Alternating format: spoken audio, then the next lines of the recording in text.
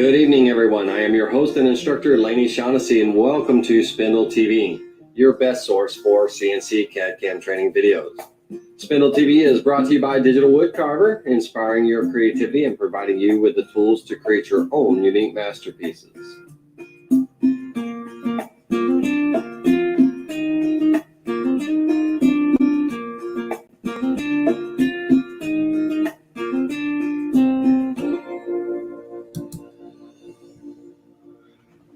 Hello.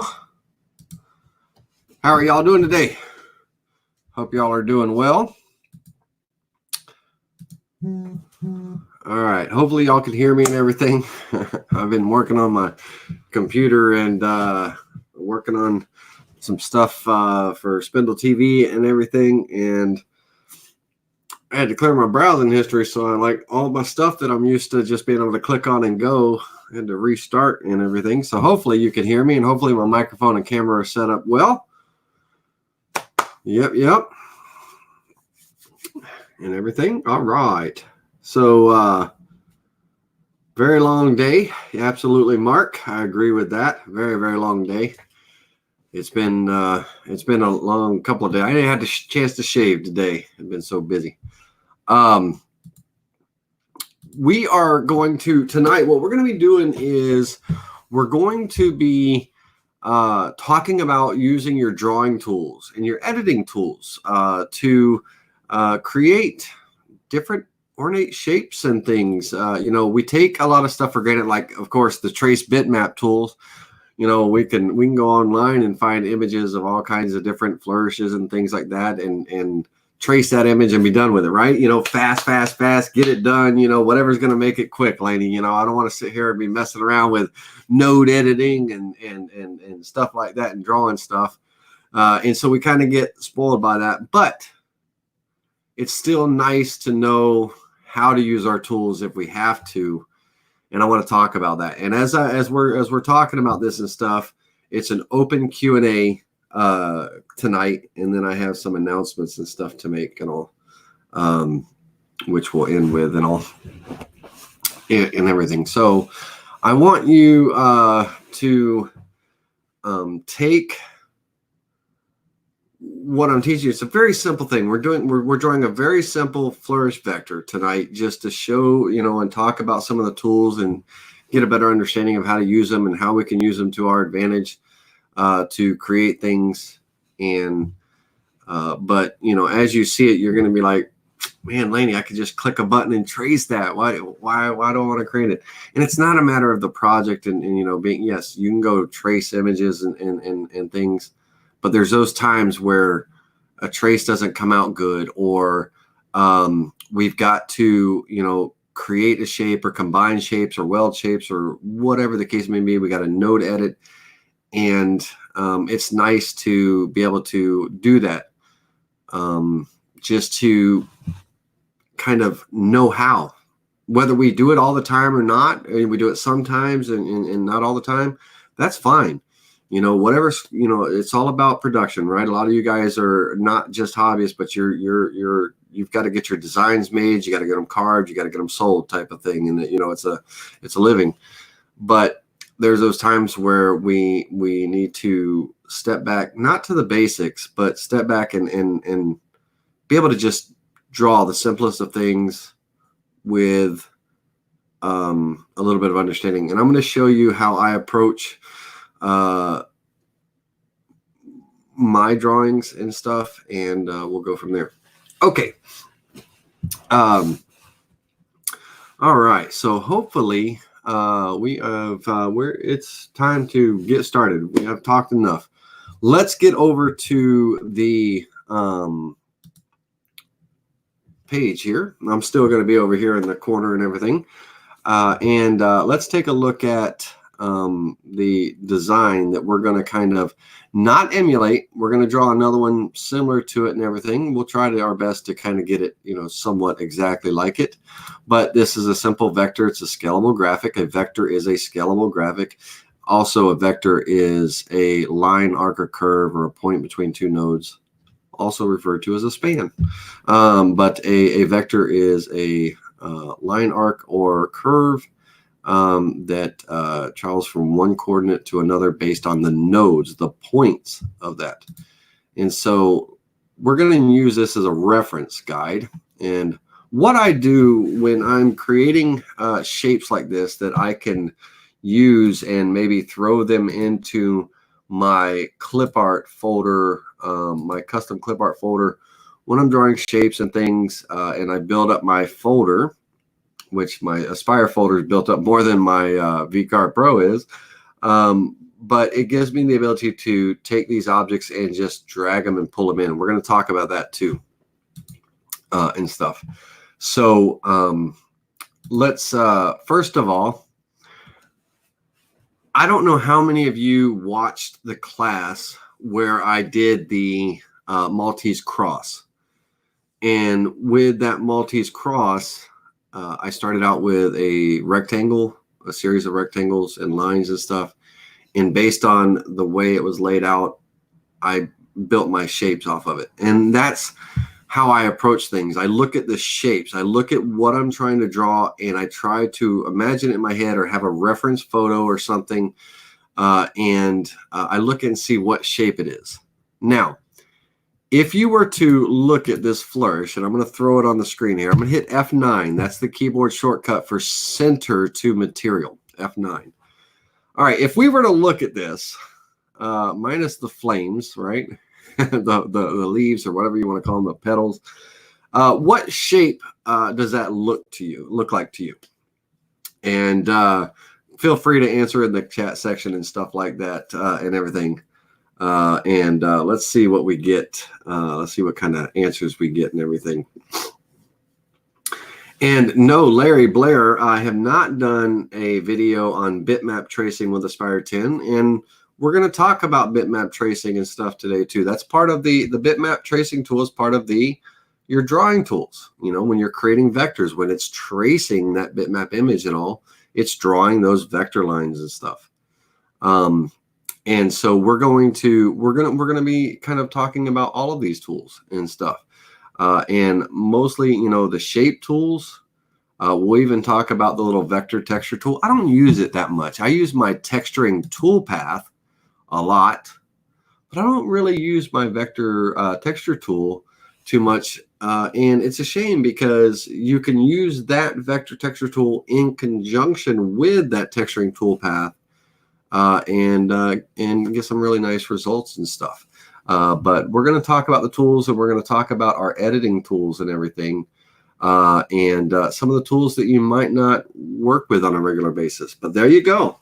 All right, so I've got question mark, hook, all that stuff, and hook is a good answer, Mark. That's thinking outside of the box, right? But question mark is the answer that I was looking for, and so. Let's say that, let's move this, let's get this drawing tab closed, and let's get this full in center here. And I'm going to take my reference image and I'm going to throw it over to the right here. And let's slide this over a little bit more so we can have our reference image and stuff.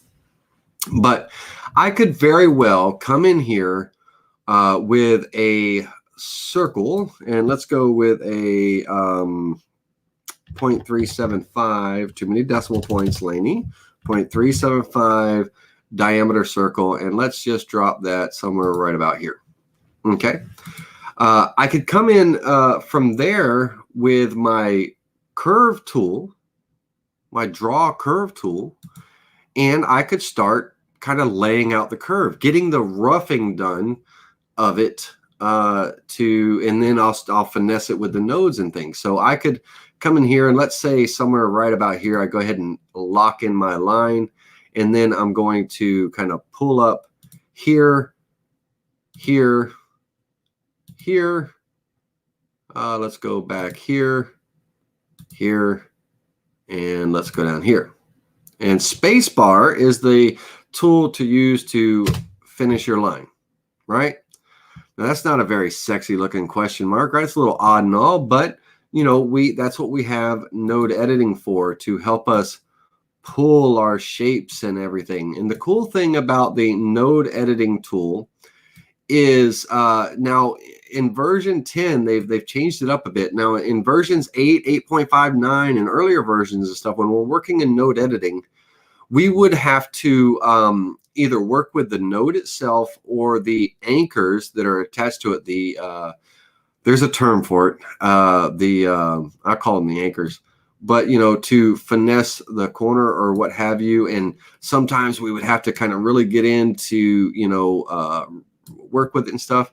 But we can now in version 10, we don't have to work with the nodes themselves. We can actually work with the span.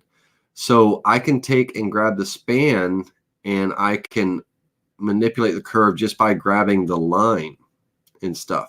So if I want to finesse my curve, I can pull my mouse up and down and I can, you know, finesse my curve with that. I don't necessarily have to use the anchors, but I can use the anchors to, you know, help smooth things out and stuff. Now, typically you're going to have a blue node with a Bezier curve, which means a curve that is, you know, flexible. We can, you know, adjust it and all.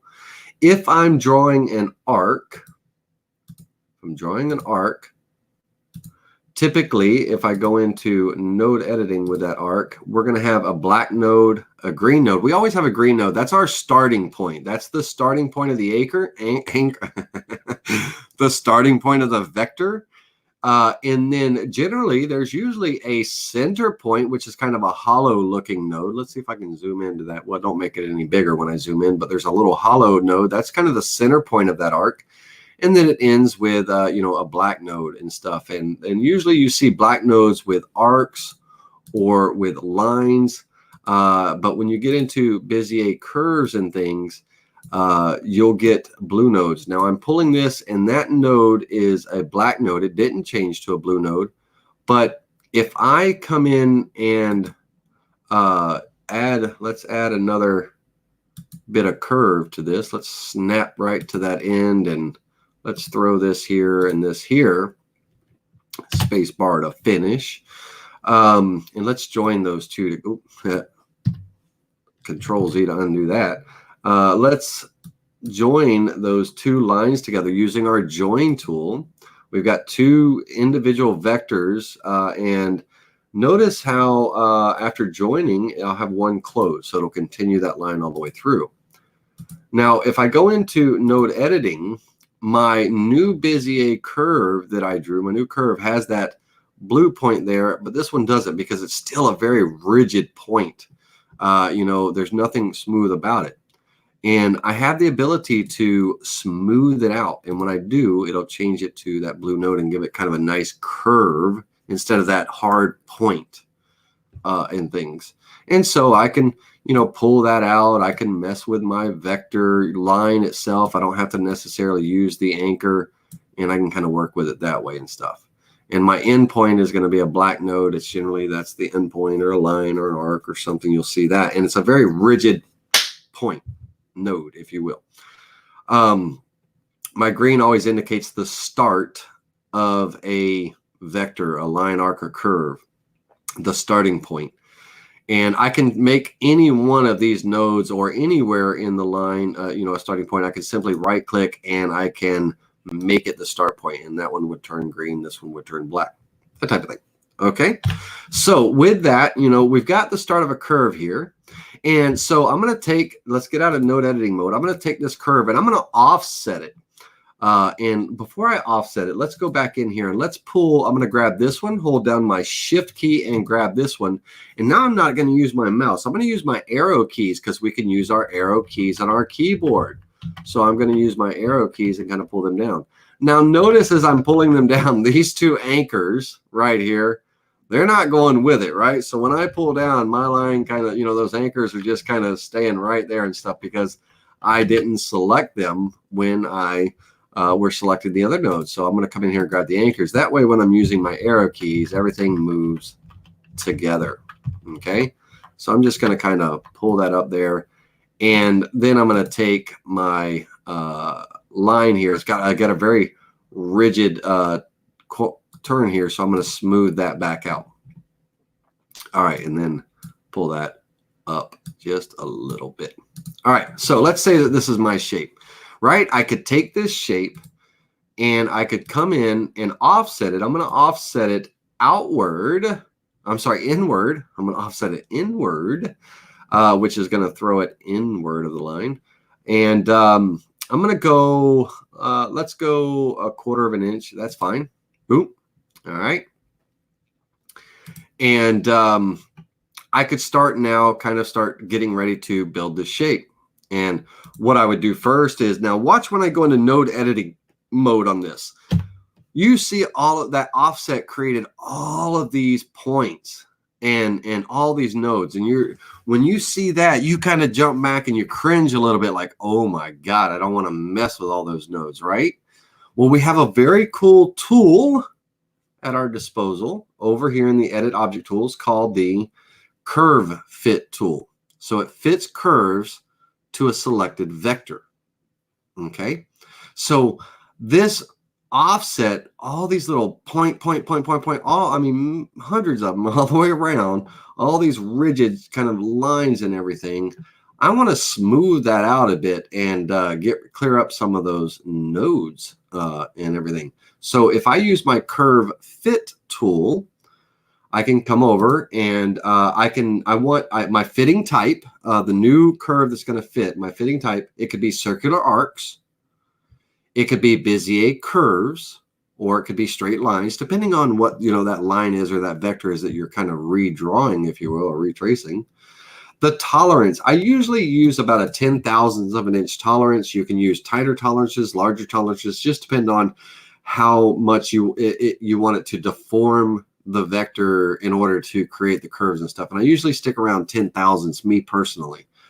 Now, if there were sharp corners in here, then I would have the box checked off to keep sharp corners, but there's none. So I'm going to turn that off. If I did have sharp corners, then I'm going to tell it when it's redrawing the lines, what's the maximum angle that I want to allow it to draw up to. And I usually have about 60. Sometimes on block things or square things, I'll go 90 or what have you, but 60 is kind of where I'm at. But this particular vector here doesn't have any sharp corners, so I'm going to turn that off. Now, when I preview this and redraw this, I've taken all those nodes and brought it down to these few. Okay, so now when I click OK on this, it's smoothed out the curve, gotten rid of all those nodes. And when I go into node editing mode, now I have my normal set of nodes that I can work with. And there's not so many of them and everything. Now, that tool is in 8, 8.59, you know, earlier versions and all, and everything. And it's one of those tools that sits down here in the edit objects that we don't use that much. That one and the extend tool, I don't think they get enough love sometimes. You know, they're there for us, but we never use them, or we may not know how to use them. Okay. And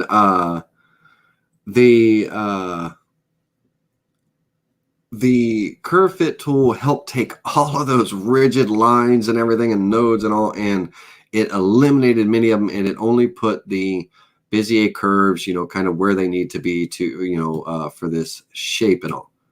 And from here, I can now start going to town and start, you know, creating the shape.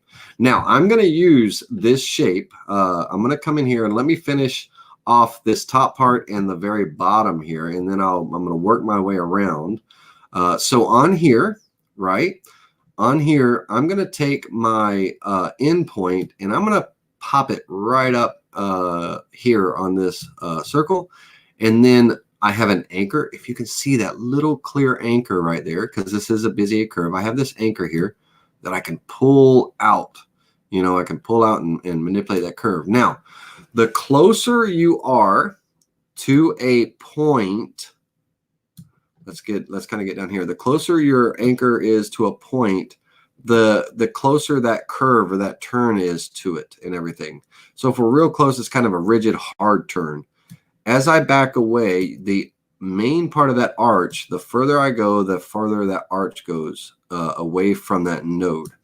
And so we can work with 2 nodes to kind of get that curve where we want. Now, if I want this to be more straight and that curve to be more concentrated here, then I'm going to make this anchor longer, you know, type of thing. But I want it just a nice kind of join around. All right. So I'm going to take my scissors and I'm going to just trim up these two things here. And I got a little overlap right there. And I'm going to do this now. You see that hard corner right there? That hard corner, I'm not going to trim that. Let me close the scissors. See that hard corner right here? When I go into node editing mode, it's a hard point. And so I can right click and smooth it out. Okay. And let me undo that. And let me put that up kind of in the middle of the screen. And that hard point here that was created by me kind of manipulating this vector, I can, on that node, I can right click and smooth it out. So I can get a nice smooth curve and now I can work with it and stuff. Over here, you know, generally this is an inside cut. So if I was cutting this, let's say it was a profile cut or whatever, generally my router bit's not going to get in there. So if I smooth this out, which it won't let me smooth if I don't get right on the node here. Oh, it's not going to let me smooth. It's kind of a hard corner. So I have another tool that can help me with that. That's my fillet tool. Okay. My fillet tool, I can come in and let's make sure I don't have any overlaps there. Let's say that I want to put a small little 16th inch radius on it because I'm using an 1/8 inch bit or something. I can come over there and throw that in there. And with that fillet tool, using a normal fillet and kind of smooth that out a bit. If I don't like the way it's smooth and all, I can go in here and I can adjust that arc. That's an arc. I don't like it as an arc. So what I'm going to do is I'm going to turn it into a Bezier curve. And then I can kind of manipulate that a little bit. All right. So you kind of get that. Now we'll come back and we'll come back to the shape. Oh, let me get down here now. The two ends, I want to bring them together to a nice point. I want to bring them together to a nice point. So all I need to do is select that vector and I'm going to use the join tool that brings the two endpoints to a common point of intersection, but it's basically going to be that center point right here. And I'll just bring those together to a nice point. And then we'll come in and want to manipulate this in a minute. But remember my question earlier is what does that shape look like? It looks like a question mark, right? All right. Instead of having to do all that to get to that point, why not think outside of the box a little bit? And let's go to our text tool here. And let's go in and let's throw in a question mark. Right? That shape's almost got me halfway there, right? And everything. And that's a pretty decent font. I'll use that for this to kind of instruct this. Let's make it a little bit bigger. Get it right about there. And close that. Now, this is a font, so I need to convert it to curves, make it a vector with nodes and all, convert it to curves. And now I can come in here and get rid of the circle. And now I've got a shape that I can edit and stuff. Now, let's go into here and let's come right down to this straight flat point right here. Remember, I want a nice point here. So when I come into node editing here, there's a center point there. All I'm going to do is grab that center point and pull it down. I can pull it to the side, what have you. So I'm going to grab that and just kind of get that point to where I want it. And then once again, I'm going to smooth this point, give me a nice curve around. And I'm going to smooth this point to kind of give me that nice curve around. Right? So now I'm halfway there. In less time to create this, I can still work my stuff around all, but right? I look at shapes. What does that shape remind me of? What is it a rectangle? Is it a triangle? Is it a star? Is it a, you know, a question mark? Is it a letter T? Whatever it is, what can I start with that will make it easier for me to get the rough there, and then I can start manipulating it from there, right? That's kind of how I approach design. I don't know why, but it's always how I've approached things. When with woodworking, with whatever, I've always just looked at it and kind of, what's the design that I see? What shape? Circle, square, rectangle, curve, whatever. What shape is it? And can I use that shape to get me started? you know, cut out some of my time and everything. So that got me a lot closer to where I want to be than freehanding, right? Because I still got to do some work on this guy to get him kind of smoothed out and everything. You know, so that shape, just using that letter, that question mark there, that character, that font, and getting there got me where I want to be, right? So that's what I'm saying. And when you're looking at your designs, if you come across a design that you have to kind of work with the nodes or work with the tools that are at your disposal, and you got to draw it out or what have you, look at it, sit back and really look at it and just kind of think, what does it remind you of, and start from that point. Okay. Okie dokie. All right. So that's that. Now, I said I was going to stay with this shape, so I'm going to come back over here and we're going to clean this one up and make it look pretty, because right now it looks like a pretty sad question mark, but we're going to clean that up. But before I do, I want to talk about, I want to come over here and I want to talk about the trace bitmap tool that, you know, gets us images and all right away, right? You know, because it is a lot of times we as human beings, we're always in a hurry, fast. We want immediate, you know, gratification. We want to get things done as quickly as possible. Hey, if I can find an image of it and I can trace that image, boom. But there's going to be those times where you want to be completely organic in your design, and you know, build this thing, you know, design to finish. It was just your idea, your design, your compilation, and all that stuff. Some of you that may not have that are not very good at the computer, then yeah, you're going to use what tool is easiest for you, right? We all do. What tool is easiest for us to use? But those of you that have that design background and you like working with it and stuff, you're going to, you know, draw out your own shapes and all. What I do encourage, this project is a 6-inch by 6-inch project. You know, I always do that because that's what I save my files in so I can add them to my custom folder for later. I create a simple 6 by 6-inch project. And what I recommend is just sometime sit down, look on Google and find an image or something that inspires you and try to draw it. I'll give you a real quick example. I'm going to open up a design, which is not there. I'm going to import a design.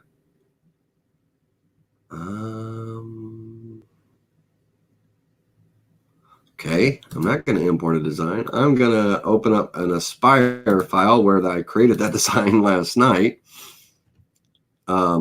just so I can grab the vector real quick, and then we'll get back to VCarve Pro. Open an existing file. And if I go to my documents,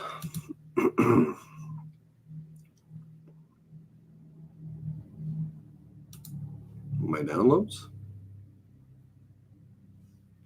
Wait a minute now. Where'd it go? My pictures. All right, so it might be a VCarve Pro design. Where the heck did it go?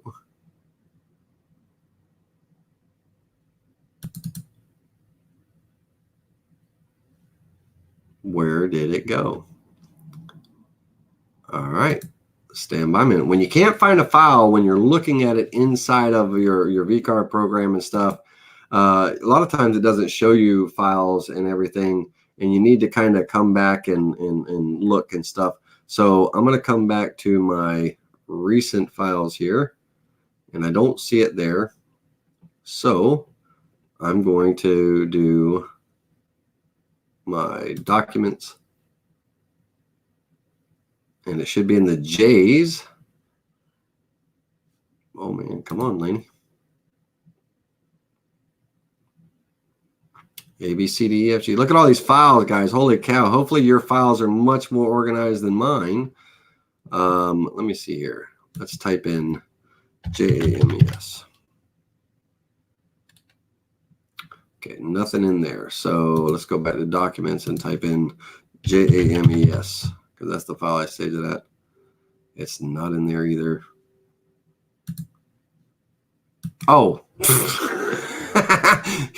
all right. So here's how stupid I am.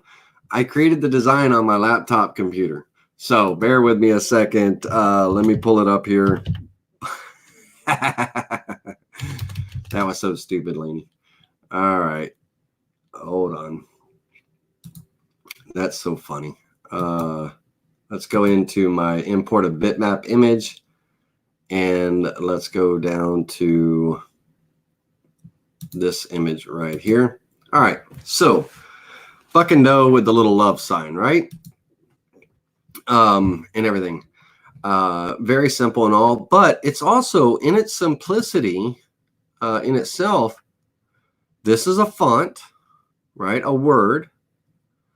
We have a shape here that has more, it's more kind of beefy, so it's more masculine. And then we have the same shape, kind of mirrored, a little bit of a notch in the ear there, a little bit of a definition, but it's a little bit more thinned out to make it a little more feminine. That's your buck and dough, right?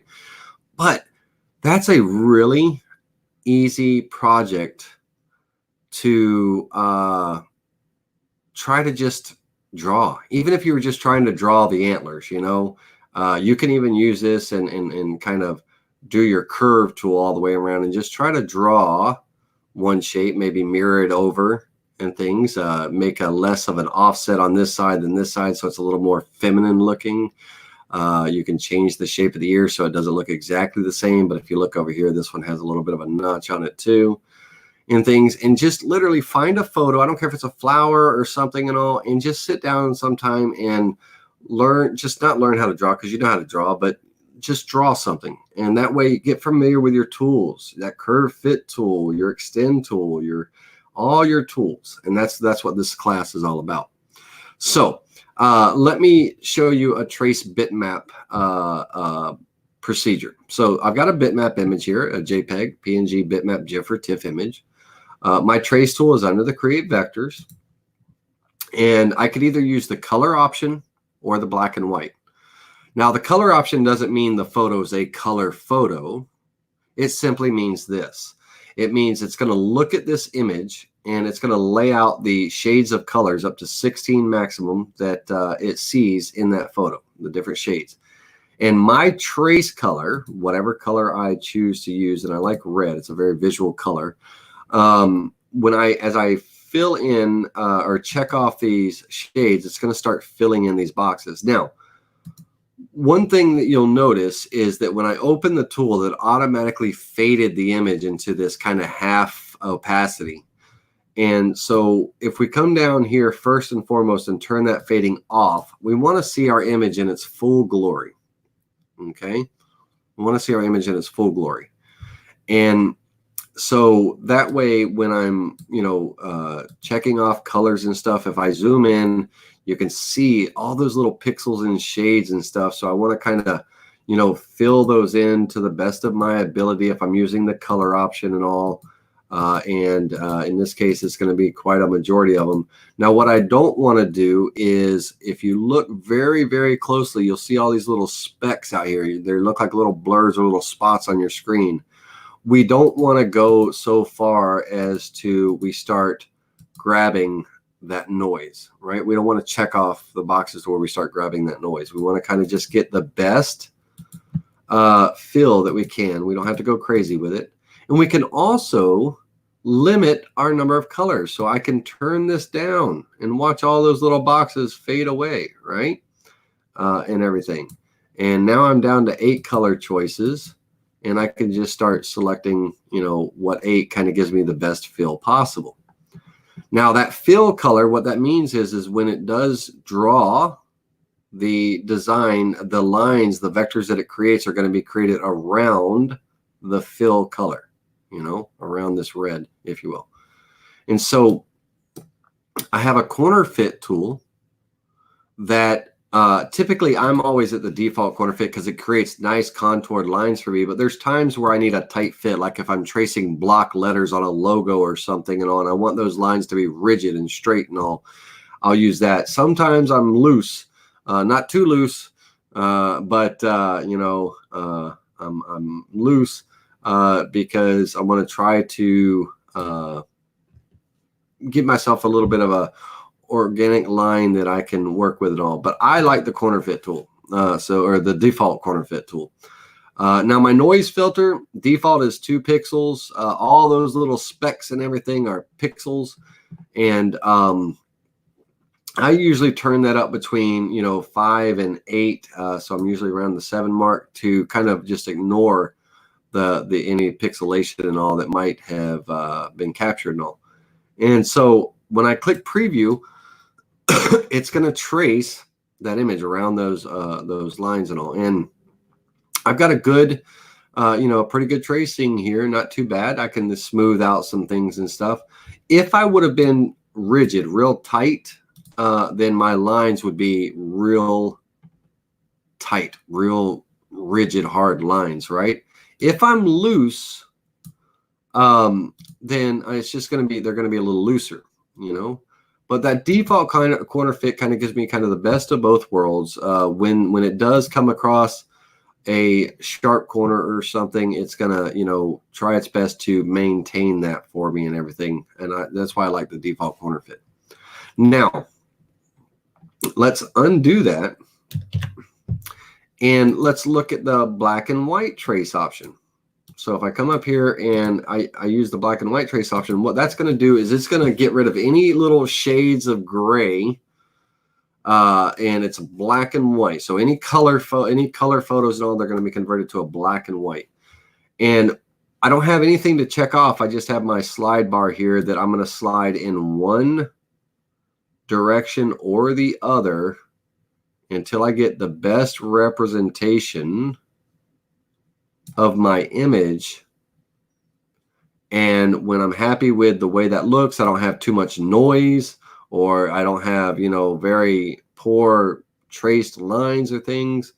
When I'm happy with the way that looks, and let me sneak back down to 80 here, then I can come down again, set my tools, and, you know, trace that line, right? So either way, so that's the trace bitmap tool. Now, that's the quick and easy way to grab a hold of something, trace it. Now you've got that vector, scale it, move it, size it, whatever you want to do. If you've got to clean it up, you can go through and clean up some of the little things you do, but you're not creating it organically from scratch. Okay.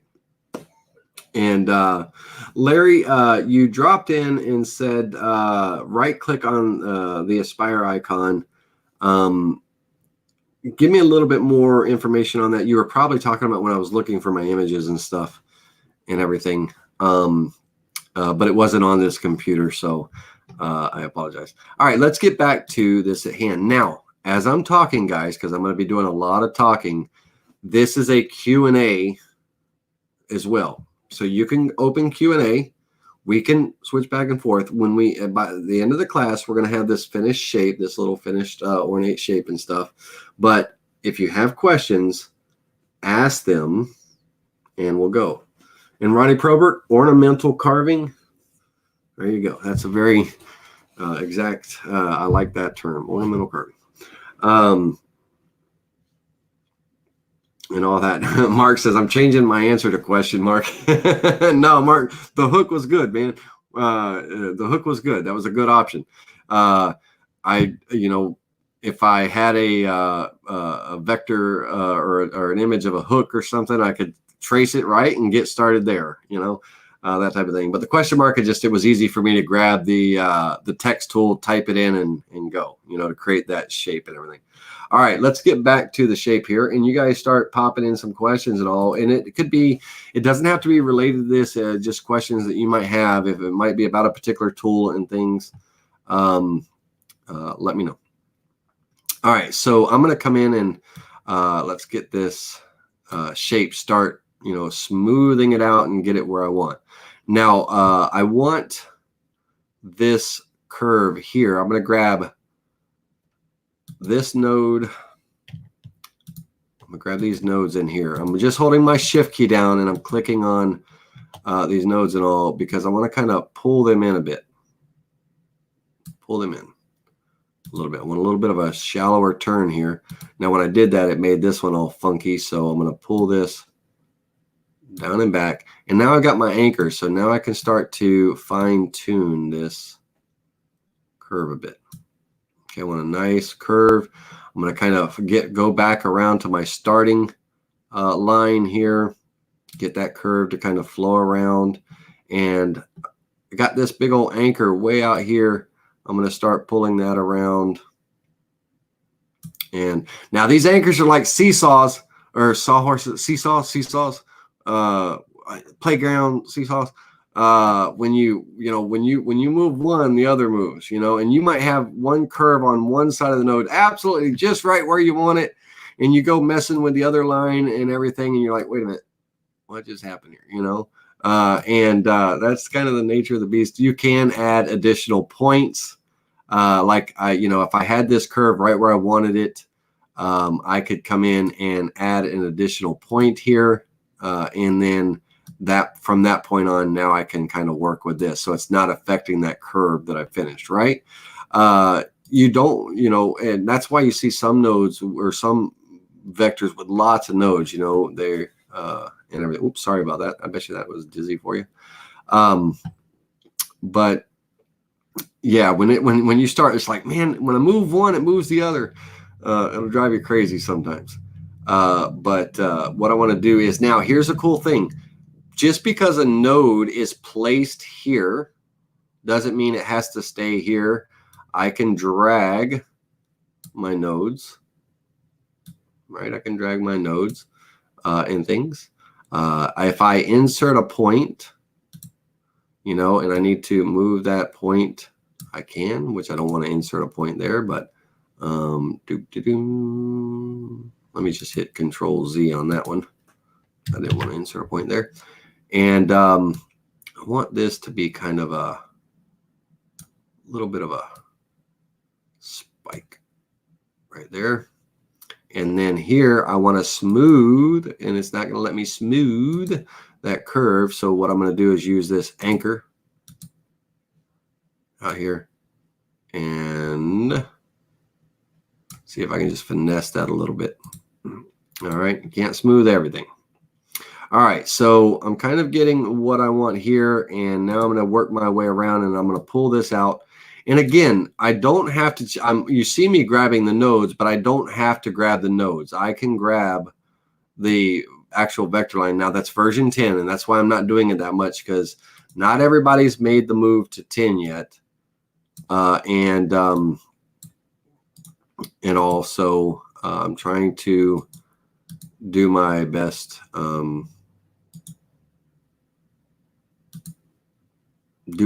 to not show a whole lot of version 10 features. And let's see, that's looking good. I just need to pull this out a little bit. And I'm happy with that area there. Now, I want these two here. I don't want it to be fat and skinny. So I want this to, I'm going to move this line in a little bit. I want kind of a thin line. I'm going to grab the line here. I actually will grab the line here instead of the anchors, and I'm going to pull that in. Pull that in a bit. And I want to start kind of, let's pull that in a little bit more. All right, not that much. There we go. Doesn't have to be perfect. It'll be somewhat perfect. Now, when I'm here and I'm trying to pull and it's pulling too far because I'm zoomed out way much and it's pulling out too far and all, get tight and right with it. Get right up on it so you can do some micro movements and stuff, or use your arrow keys. And if I use my arrow key, moving that selected node right there, I can move in full point, points and stuff. Or if I hold my control key, I can micro move it. I can use my arrow keys and everything, and I can micro move it with the control key, And so we'll bump this one out just a little bit and everything. All right. All right. Okay. Now I'm gonna, as I get up here and everything, I'm going to start kind of drawing my little points and things in, my little leaves or feathers and all. The first thing I'm going to do is I'm going to get out of node editing mode is the first thing I'm going to do. And then I'm going to size this down a bit, just a little bit. Don't hold the control key when you do it or it'll make a copy. I'm going to hold down my shift key. I'm going to size this down a little bit. That way I have some room to work with on my little 6x6 because it's a scalable graphic. I can make it as big or small as I want and everything. So I'm going to, as I get right about here, let's go back into node editing mode. What I'm going to do is I'm going to insert a point. I got this point here, but I'm going to insert another point right about here. And this Bezier curve, I'm going to turn into a line. Okay. And I'm going to take that center point of that line, that little clear, invisible point that you can barely see on the screen. And I'm going to pull that line out and down about like that. Okay. And then I'm going to come in and turn this to a Bezier curve, turn this line to a Bezier curve, and I can start to now shape my little,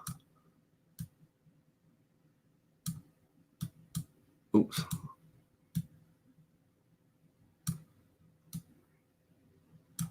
My little flame or flare or whatever I want it to, be. And I'm going to work my way around, and it's basically like taking a pair of scissors and slicing it and lifting this piece up, slicing it, lifting this piece up in a sense, and all. And, I could, if I'm happy with this shape to kind of get me started and all, I could come in and take a quick moment and cut the vector here, cut the vector here, get out of node editing mode, select this and right click and copy, paste, and it'll paste a copy on there, and I can move that over. And then I'm going to go back, and before I forget, I'm actually going to select these two vectors again and simply rejoin them back to one. And now I have this other shape that I can rotate or manipulate or turn or what have you, and I can kind of work with that, get me all the way around, and then I can just start trimming and then messing with the nodes and stuff, right? What find that easy path for yourself. What's going to be easy for you? Is it, hey, I got the first one done, let me just copy that, and now I'm going to hold my control key down. I'm just going to start dragging and rotating and dragging and rotating until I get something that I like, and I'll start putting a couple together. So I'll drag this one up here like that and give it just a slight little turn, and just work your way around. And when you have that shape, you can pull it up, right? You can stretch it out, make it longer, you can make it shorter, you can make it wider, all that. And then, once you've got it, go back with your scissor tool and just sit there and, start trimming away. And again, what's going to be the shortest path for you? What's going to be the easiest path? All that. And once you have, you kind of got something that resembles where you're going, then go back in and, start, smoothing some things out, and let's not smooth that one. Let's Control Z undo that, or let's turn the smooth off, turn that off, and get that back to a little bit of a point there, somewhat, because I want to take this and pull this down and out, and I want to make it fat, not fat, but fat here, and really pull that one out, pull that curve out, pull this curve back in a little bit, get a nice sweep there, and stuff. Now, what'd you do, Laney? You done crossed your streams, Ghostbusters don't cross the streams. All right, so I gotta fix that because my vector is going up and it's looping around, right? So I'm going to take this and just swing it around. This anchor was that swing it around and, you know, put it on the right side. So I don't, you know, I don't have that loop and stuff in there, right? All right. So take a break from me talking for a minute. Let's go on to Mike Smith for a moment. And Mike says, on the toolpath section, how do I use the color selection to color different toolpaths to different colors? That's a great question. It's one of my favorite things to do. And let's talk about it. All right. So let's say that, let's get out of node editing mode first. Always in that node editing mode, Lainey.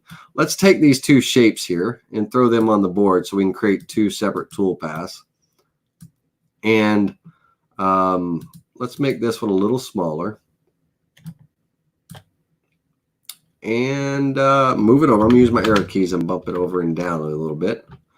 And I'm going to take also, and I'm going to draw a rectangle in here.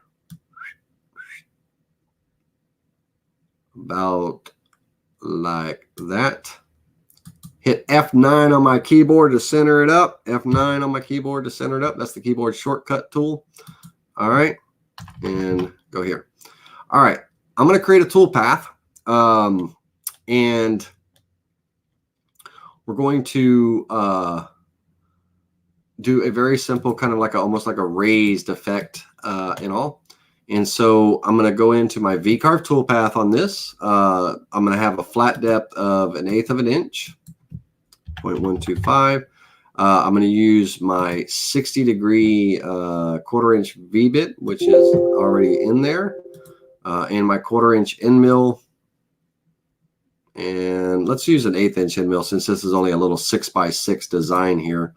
Let's grab my 1/8 inch end mill. And I'm going to remove my 1/4 inch end mill. And so I'll calculate that. And that's going to give me 2 toolpaths down here in my toolpath list. And sorry, I got my screen so big so you guys can see it. It's making my toolpaths hide down here and stuff. But let's preview the visible toolpath.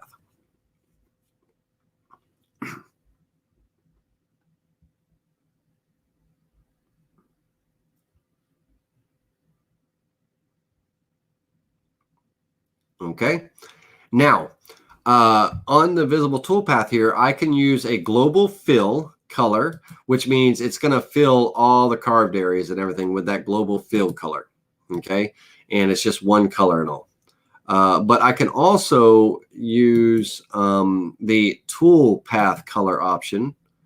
And I could, you know, whatever toolpath I have selected down here, you know, whatever toolpath I have selected, that's the color I'm setting for that selected toolpath. Then I'll set a color for that selected toolpath and stuff. And in this case, I only have a clearing, right? I only have the clearing toolpath. And so if I come in here on my clearing and I change that color to maroon, it's going to change that background. But notice it didn't get up on the sides of the design here. It just did that back area and all. But where my V-bit cleared out, it didn't fill the color in there as well because that was part of the V-carve toolpath. And so, you know, I would come in and I would set that color also. But let's say we have multiple colors. Let's say that we're going to be painting this design and the lower question mark here is going to be red, and the background will be black. This question mark here will be red. This one will be white. Okay. And all. So now in this particular instance, if I was doing it as a raise effect, then I'm going to have to do a little bit of extra toolpath creation that I will not use in the cut, but that will help me color this so I can send this image to a customer and everything. If this was just a regular V carve where I have a border getting V cut in, a boundary getting V cut in, and or you know this shape getting V cut, and this shape getting V cut, then I would create two different V-carve toolpaths and a profile cut, and then I could color each of them separately. Okay, so let's do that first, the very simple way. This will go V-carve toolpath, no flat depth, no flat area clearance tool, calculate, reset the preview.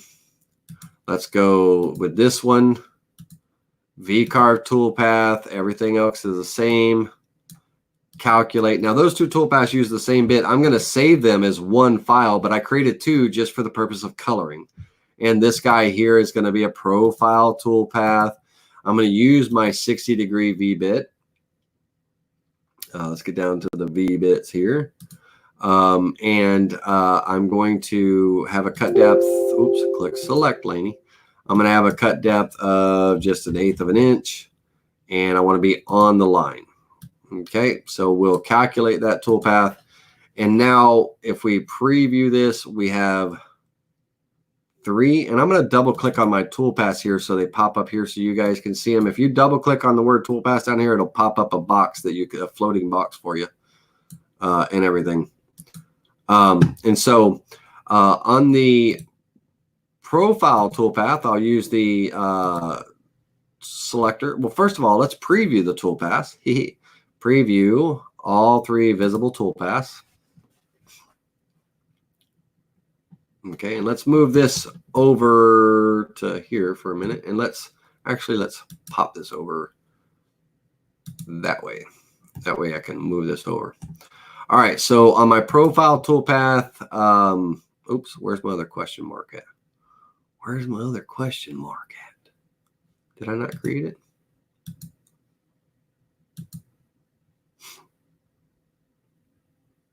V-carve toolpath. Calculate. All right. Okay. All right. So, and it's got, see how it's got that clear in there? See how it's got that clear in there? Had my tool in there, right? I don't want that clearing tool there because there's no flat depth and everything. So I'm going to recalculate that. I want just that V-carve. All right. All right. All right. So on that tool, let's say we want that to be red. This one we want to be white. Nope. Yeah, let's do the question mark white and not the profile. So we'll make that kind of, we'll do gray so we can see it. And the profile, let's do kind of a black profile. And, you know, I could set the colors that way, right? That's the easy way when I'm doing V-carves and all. I just create the separate toolpaths, even though I'm going to save them. I'm going to save the V-carve toolpath and the profile cut. I'm going to say as one file that I'm running, but because they all use the same bit. But I had to create 3 separate profiles so I could color them separately just for the purpose of coloring them for the preview. You know, when I'm creating that preview.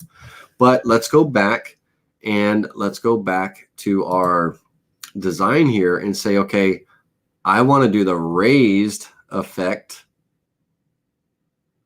And I want to color it so that people can see what it's going to look like.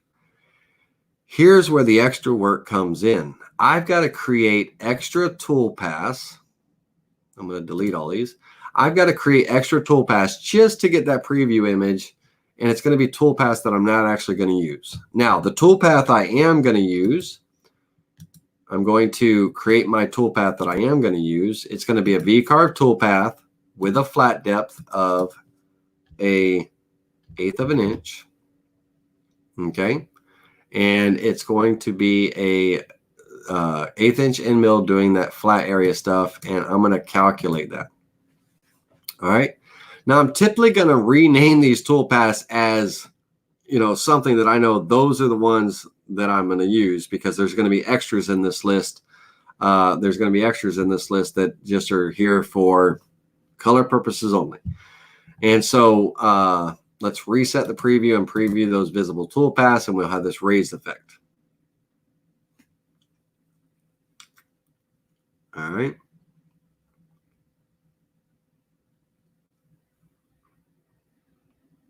All right, cool. All right, so now, once again, if I try to fill both of these with color, they're all gonna, it's gonna be the same thing. It's just my wood color plus the fill color, right? but I want different question marks and all that stuff. So these are my two main ones, and I'm going to rename these to main clear, you know, whatever, something that you know what it is. You use your own judgment on that. And main V-carve.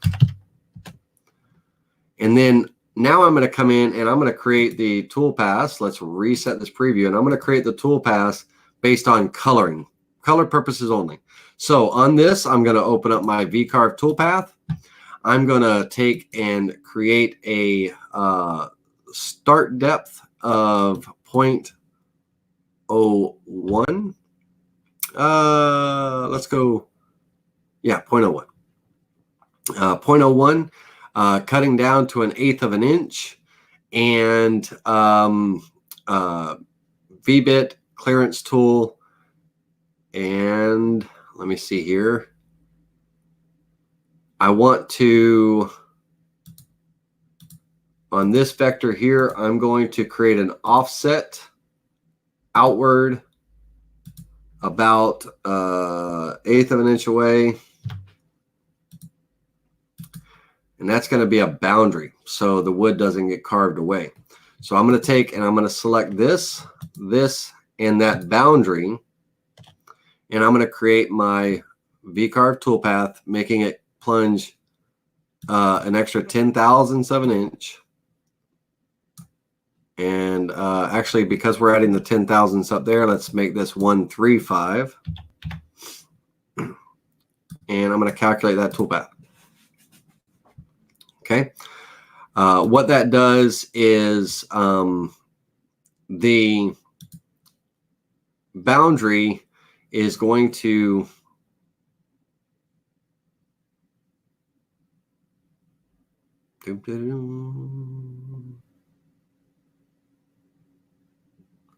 it's going to protect that area for me, because on these two toolpaths here, they're going to have their fill color. So I'm going to go ahead and I'll make this maroon and maroon. All right, that's my fill color. Okay, now I'm going to take my rectangle and I'm going to create a pocket cut, cutting down 0.010 of an inch. Calculate. I'm going to preview that toolpath. It's going to skim off that top surface there and everything. And I'm going to give that toolpath, let's make it blue. Okay. So now I've got that blue there. All right. Now I'm going to come in and I need to take my boundary, I need to protect this one too. Let me see here. My boundary and that. We're gonna do a V-carve toolpath. Give me a second.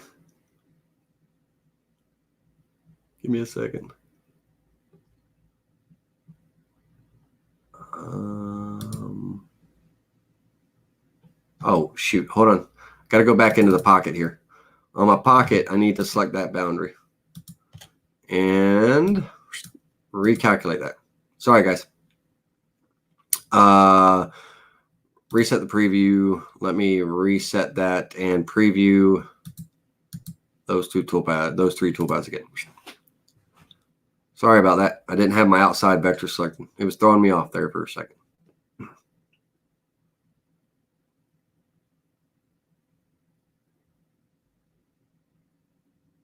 Okay. And on that pocket, because I'm an idiot,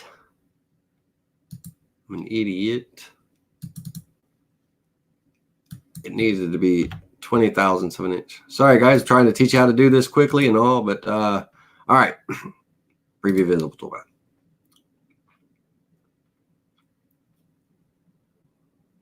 Okay, now I'm going to come back in here and I'm going to create a pocket toolpath. on this and this.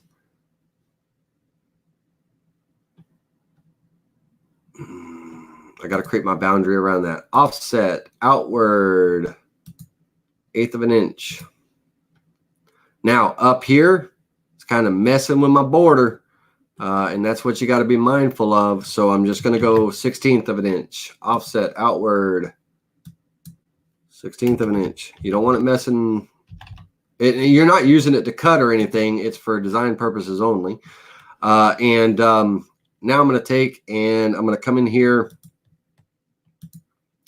create this pocket cut. And this one, I'm going to add an extra 10 thousandths to it. And you son of a gun, Lee. That one's going to be 0.02. 02. We're getting it, boys and girls. We're getting it. I'll get the number straight here in a minute. All right, this is going to be a 0.02. This is my second one. The first one's going to be a 0.01, and my actual main, or not my main, but this first clear is going to be a 0.03. I'm backwards on my numbers. All right, preview the visible toolpath. All right, and if I come in here and make this color of teal, nothing's going to happen because this pocket right here has to be recalculated with a 0.01. Trust me, this will make sense in about 2 seconds when I get my numbers straight. Preview visible toolpath. All right, 1, 2, 3. And I might as well recalculate this one as well. This is going to be a 0.03 total. And I'm making this 0.15. So I still got my 1/8 inch depth. A lot of confusion, a lot of craziness. So you got to really be mindful of what you're doing here. Preview the visible toolpaths. Visible toolpaths. Now, when it's all said and done colored, my background should be maroon. My first question mark should be blue. And my second question mark should be teal. So I had to cut the project a little bit deeper. Now they can't tell in their project and all, because I'm going to be skimming off the surface of the cut and everything. And did I not? Oh, you silly booger, you.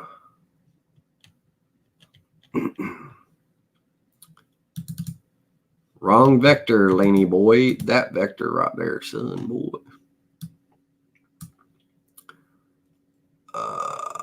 Calculate.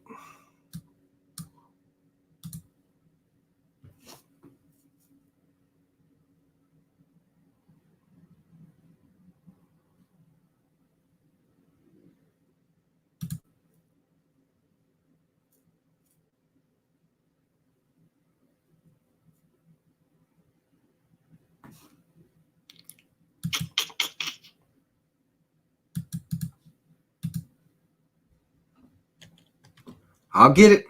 I'll get it. I swear. I'll get it. Calculate.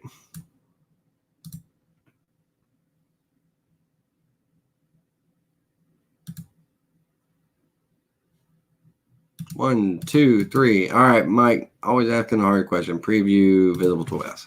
Oops, damn, I missed one. Let me stop that. You can stop it. There's a little X down there at the bottom. Preview visible toolpaths. To stop with. Okay. So basically, you've got to create these different toolpaths in order to get the different depths of cut and all, so that you can kind of color this to create those different colors and everything. Now, of all those toolpaths that I've created, none of them are getting used except for my actual project main one. I've only done this to be able to add the color to it so I can say, hey, this is what it's going to look like when it's painted, right? So let's clear this up again, just so you can see what we've got here. On the V-Carve 1, instead of its normal depth, I added 30 thousandths of an inch, the deepest part of the pocket, okay? The reason why I added that start depth is because I want my question marks to look like they would look if they were starting from the carve was starting from the top down.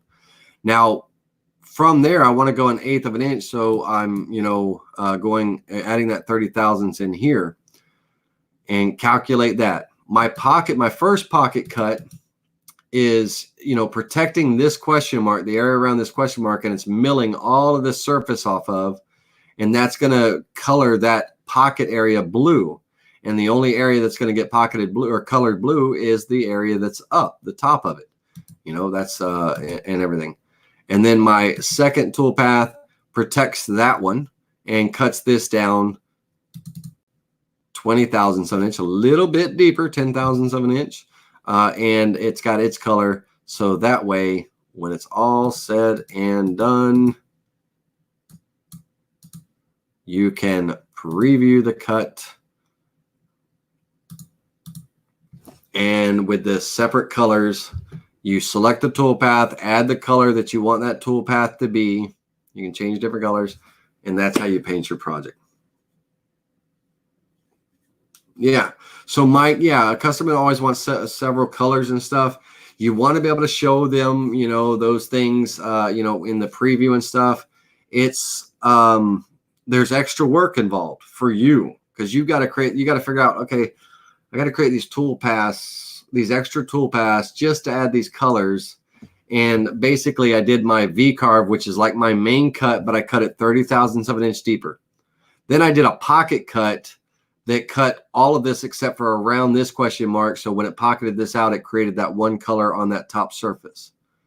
And then I created a second pocket cut that carved all this with the protective boundary around this one so it doesn't get cut into.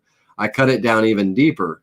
And, looking at it like this, you can see the different levels and stuff. But when you're sending a picture to a customer and all, they can't tell that it's different levels. They can just see the different colors and go, ooh, I like that, or ooh, I don't, or whatever the case may be.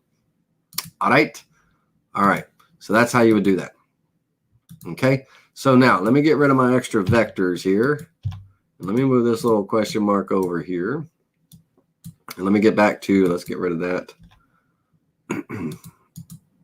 Move it on over. All right, let's get back to our drawing at hand. F9 to get that back in the center. Let's get it zoomed in so we can work with it. And as we were talking and stuff, and keep popping those questions. Yeah, time is money. He will pay. Right. Right. So, as we were going here and stuff, let's kind of get there. Let's close the toolpaths for right now so we can get both things on the screen here that we're working with. And once again, I'm going to go back into node editing mode, and right down here on this little straightaway, I'm going to kind of start myself down here and work my way up now to change it up a bit. I'm going to insert a point. And again, between these 2 points, I'm going to make this a line. And then I'm going to grab this center point of this line, and I'm literally going to spike that out, like that. All right. And let's pull it up a little bit more now. Okay. Now on this line here, because they're both lines, I just grabbed the center point and pulled it up, but I'm going to turn this into a Bezier curve with rinse and repeat, on the things that we're doing. And I'm going to flex my curve here. Let's turn that into a Bezier curve, and let's get that to a nice little fine thin area. And I want to get really fine here. So I want to kind of pull that in, really nice point there. And I want this to bulge out, kind of close to that node, about like that. All right. And I'm just going to start kind of working my way up. So as I come in here, basically right about in this area, I'm going to come in and I'm going to insert a point. I'm going to come up here a little bit, insert another point, and it depends on how wide you want the base of the little vine, right? So I'm going to insert another point.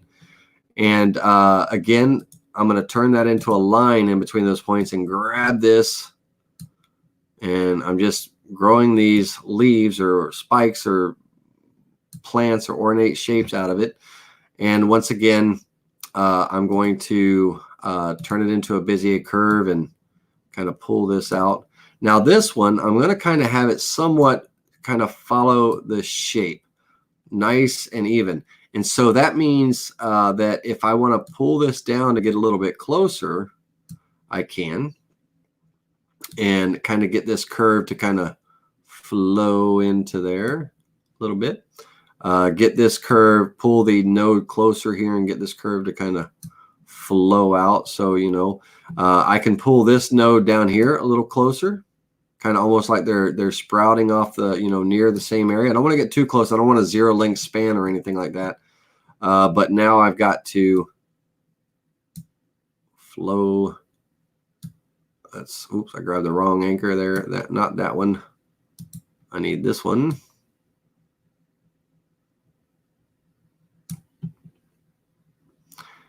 And then we'll make that a Bezier curve, pull this leaf in here and get that kind of plumped out a bit, you know?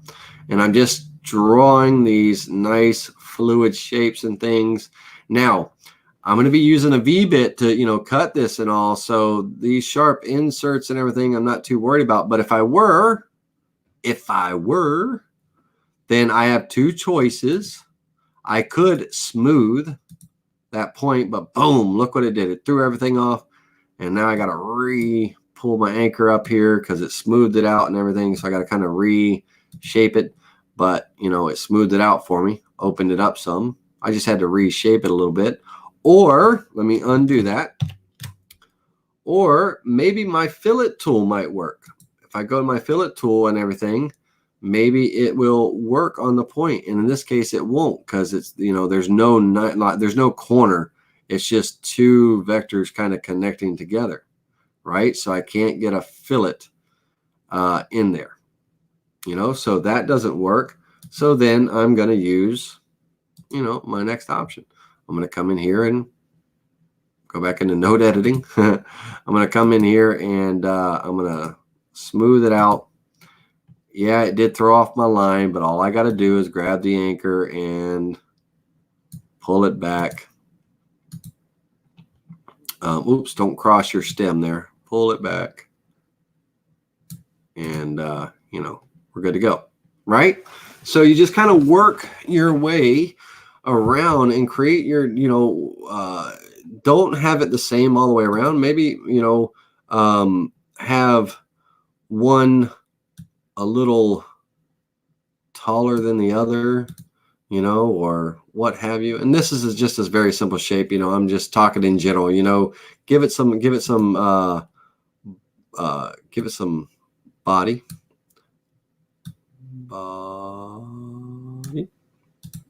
You know what I mean? Right? All right. So let's see here. When doing this is Jeff, when doing a V-carve around letters with a clearance, when do I know if I need to do an offset around the letters? When doing a V-carve around letters with a clearance, so a flat area clearance, when do I know if I need to do an offset around the letters? Well, if I'm understanding your question, and let me pull that off here.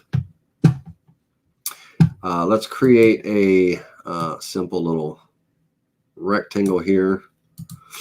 And let's grab some text. Let's make that text about a 1/4 inch tall. Let's go let's go 1/2 inch tall.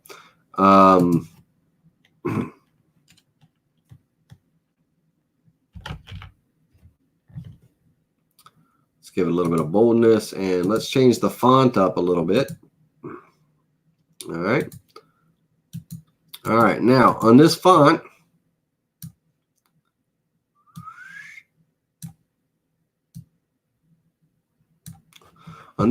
here, I got overlapping lines, right, on my M's. So I'm going to convert it to a curve, and I'm going to take my scissors and I'm going to trim them away, clean that font up. Check your fonts. Check your fonts. All right. Don't be making fun of me about being a mama's boy. All right.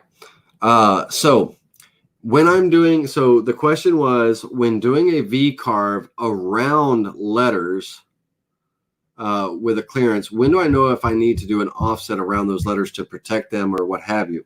Okay.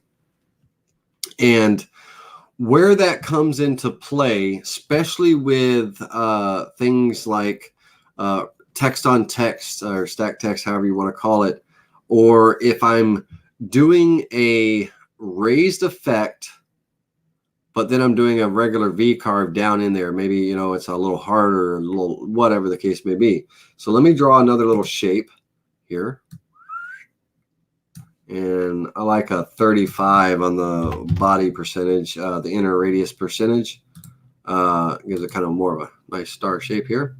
So let's take this and we'll rotate it, you know, because mom's a star, right? All right, so if I'm doing this, let's go over to the toolpaths here. And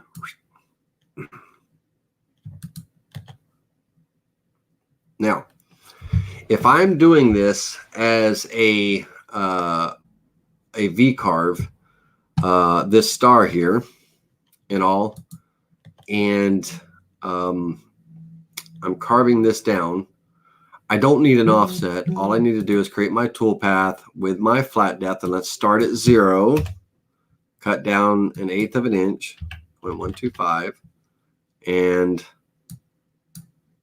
calculate. Okay, let's reset our preview, get rid of those question marks and everything here. And we have our visible toolpath.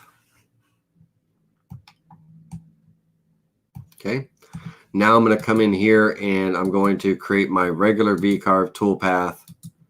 No flat depth, but I'm going to start down at that 1/8 of an inch where I cut down. So I'm going to start at 1/8 of an inch, and I'm going to V-carve that. Okay, so if, let's say that I want, and this really would do better when you set around letters, Jeff, it's more around objects that you would create a vector when you're doing a pocket, because you need to create an island for those objects to carve on. So let's say, for instance, that I wanted the star carved in, okay, but I wanted it raised just like the mom. I want it carved in, but I want it raised like the mom. I need to create an offset around that star. Let's create an offset outward, and let's go a 16th, let's go 1/8 of an inch. Offset. 1/8 of an inch, just kind of, let's make sharp corners. So create sharp corners. There we go. So 1/8 of an inch is kind of big for this little square. So let's go a 16th. There we go. All right. 16th. I'm going to go into node editing. Here's that node editing again. I'm going to pull this spike in a little bit. I don't need, no, that looks stupid. Hold on.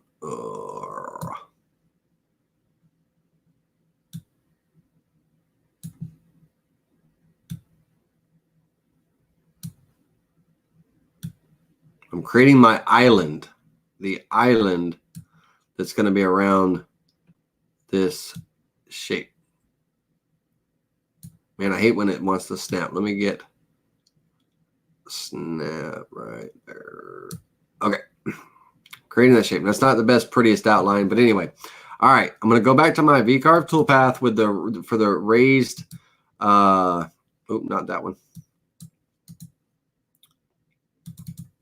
My V-carve toolpath, and I'm going to choose that boundary.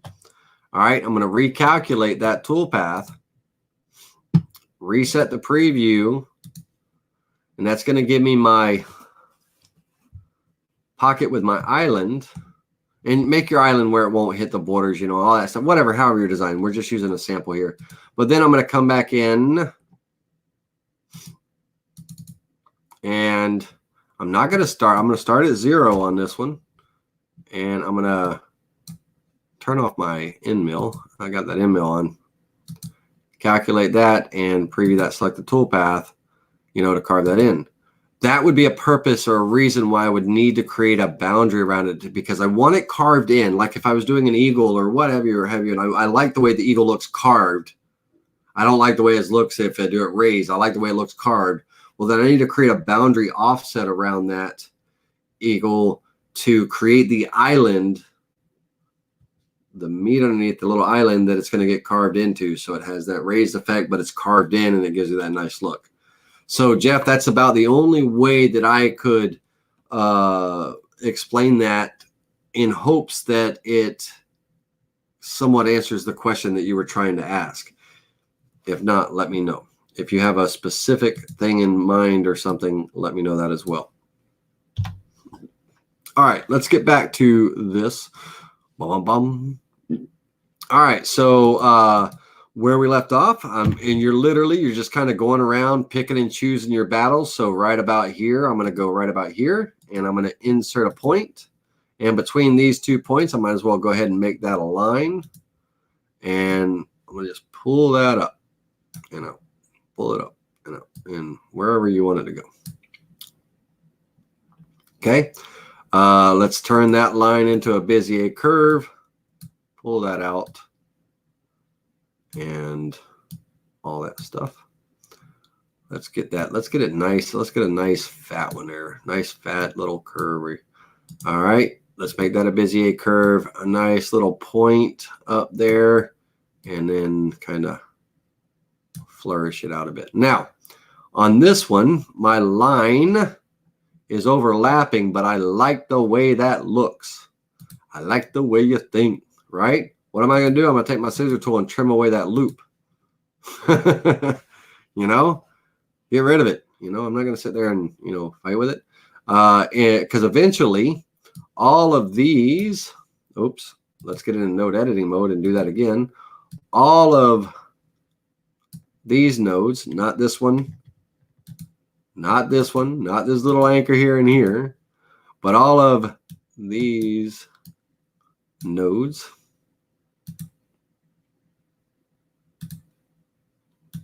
these anchors and all, I'm going to use my arrow keys and I'm going to kind of widen this out a bit. Give myself a little bit of room and some flair. Let's go ahead and I'm going to pull this anchor right here, that trim where I did, and I'm going to pull that back down. I don't want it to be so wide at the base there. I want a nice little thin leaf, because between this point and this point, I'm going to turn this into a line, grab that center point, and I'm going to pull that up. I want these to be kind of close together. So I'll make this one a little bit shorter. And so you guys keep asking those questions as I'm drawing, because like I said, all we're doing is I'm just showing you these tools, but we're building up a lot of points here and stuff. And we still got to go through and smooth some of these. So we're going to do that in just a second. Let me finish this little leaf here, and then we'll go through and kind of smooth this out and all. So I want to turn it into a Bezier curve. Let's kind of get that in here. And now here's starting getting kind of crazy, like all these anchors and stuff. What's what, who's where, and all that stuff. It's kind of like, what anchor is what? So that anchor is this here. This one is the anchor that I want. So they start getting, kind of like there's a lot there. This one's got to get, that's this line, right? This anchor is this line. And so, oops, wrong one.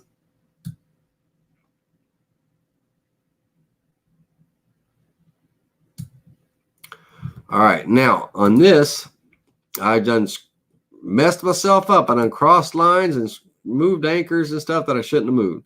So on this, I pulled the wrong anchor, right? This one's supposed to be the front one, and this one which is eluding me right now. This one's supposed to be the back one. Ooh, you're like, hey man, Laney, quit all that stuff. You're confusing us. Let's turn this into a Bezier curve so I can get that curve in here and pull that out. Okay, now I've got some lines that they're crossing. I got to figure out what's what here. And this is, you know, that line, right? So it's here. That means that this line here is kind of obstructing, right? So if I come up here and click on its point to select it, it should show me the two anchors that belong to that line. So I can come in here and I'm going to drag them up a little bit, give me a little bit of spacing. Now I can come in and uncross my streams.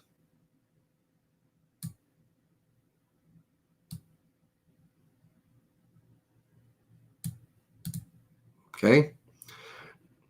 Uncross my streams and stuff. And I want to take both of these. I want to take both of these and their anchors, and I'm going to, I could pull them, I could use my arrow keys and all, but I want to kind of pull them down a little bit. And I want this big curve right here, this guy, I want him to be kind of wide, and let's pull him wide and his inner curve in and his inner curve in. I'm just going one by one till I get, you know, the shape that I want or whatever the case may be, and just kind of start working your way around. This one looks like it's got a cowlick, you know, it's just sticking up there doing nothing. So I'm going to kind of bend it a little bit, but then I'm going to really kind of fluff it up some. And we'll pull this one in real tight and pull this one out to give it a little bit of fatness and all, and what have you. You know, whichever way you want to go with it. Let's pull him back.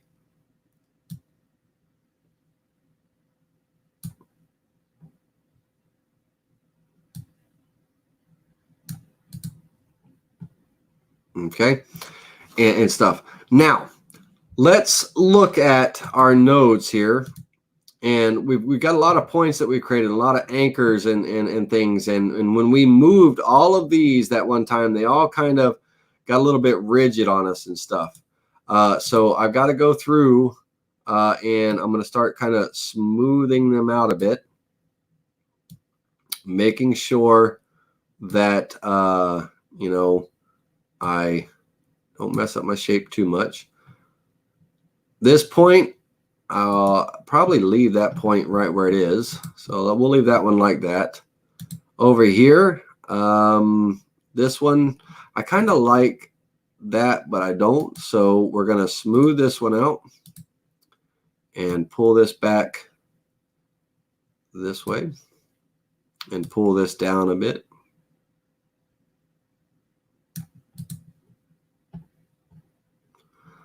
And then I got to decide if I like that shape or not. I still want this one to literally come down like that, you know, and I could start kind of styling his hair, if you will. I want to pull that anchor out. There we go. And pull this out a bit. Want to start kind of shaping it up, you know, getting it how I want. And I've got a wide base here. I got a wide girth, and you know, I'm most likely going to take this node, this one, this one, this one, this one, and the anchor it's attached to, and I'm going to grab the center line here, and I'm just going to pull those in. Oops, not like that, Laney. Hold down the shift key when you're selecting more than one.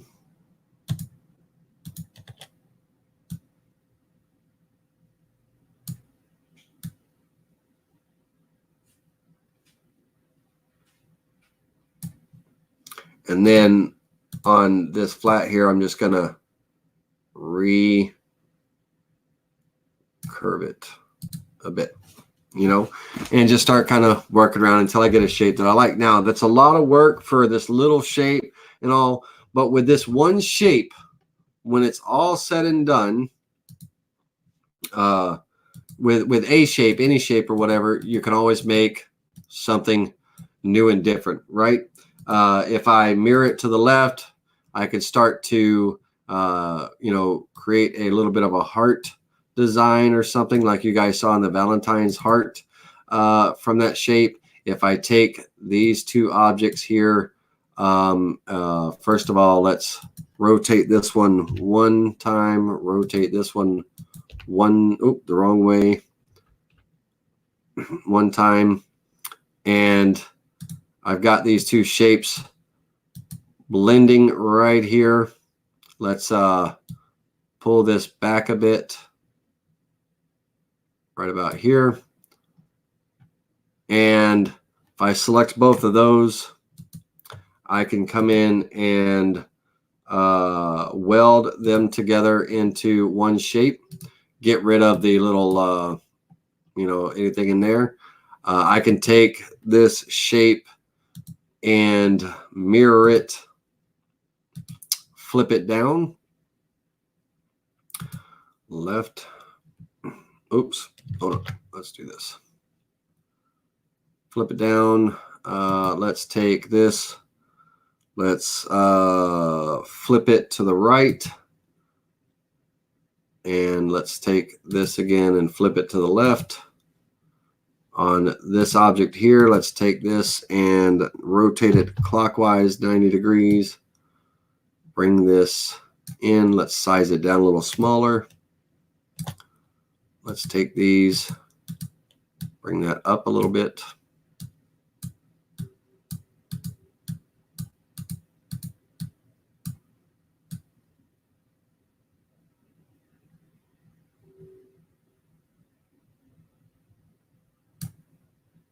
This will make sense in about 3 seconds here.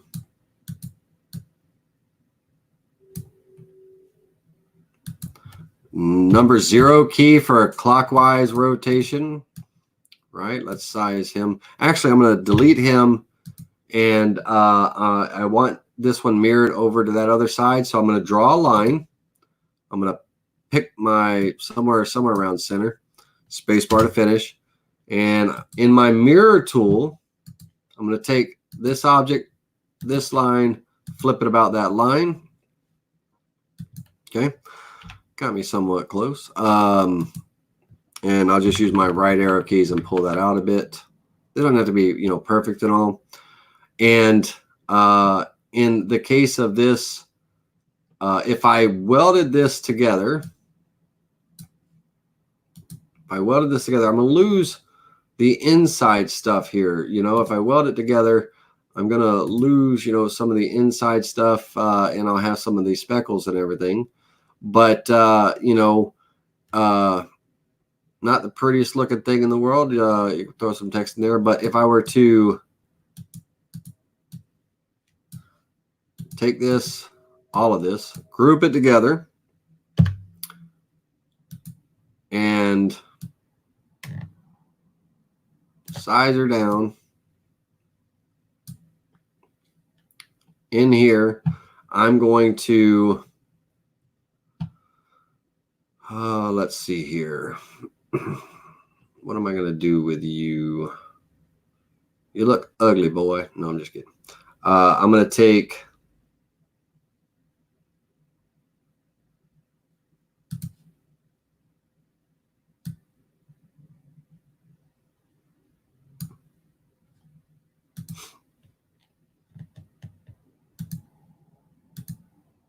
this object here and weld those together. Again, work with me, right? I'd probably, this side's, I'd make these look a little bit even, you know, so they look the same. This one's got spikes hanging out. This one doesn't. I'd probably want it to be uniform all the way around. But now, you know, I can make a little decorative plaque, whatever the case may be. And since I just said that, let me go in here And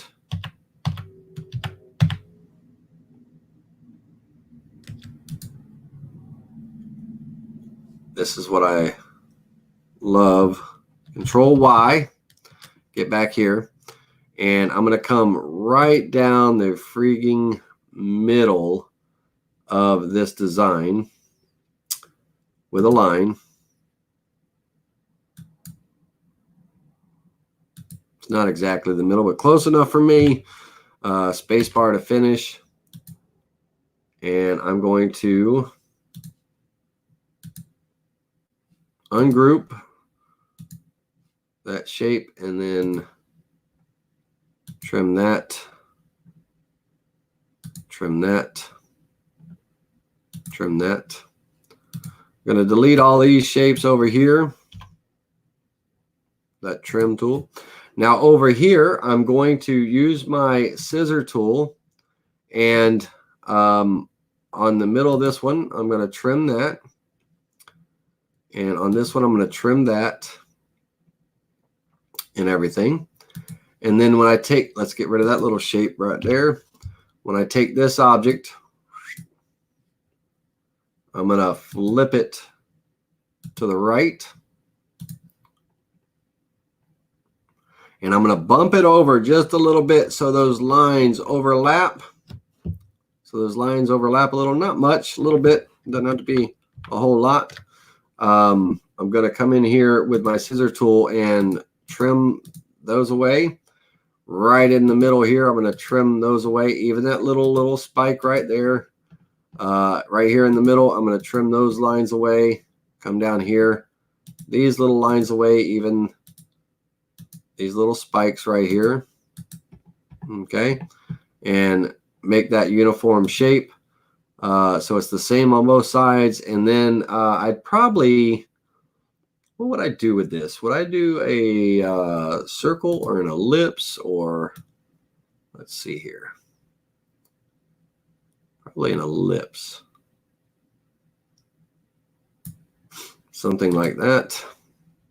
Actually, let's offset that ellipse inward about 1/8 of an inch. Actually, let's go 1/4. 0.25.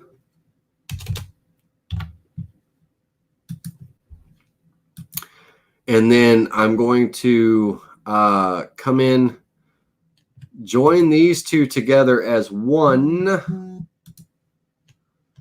with this object here. I'm going to select all of it and group that together. So now I have two objects that I'm essentially working with, even though there's a whole lot of vectors in there, and I'm going to weld those together.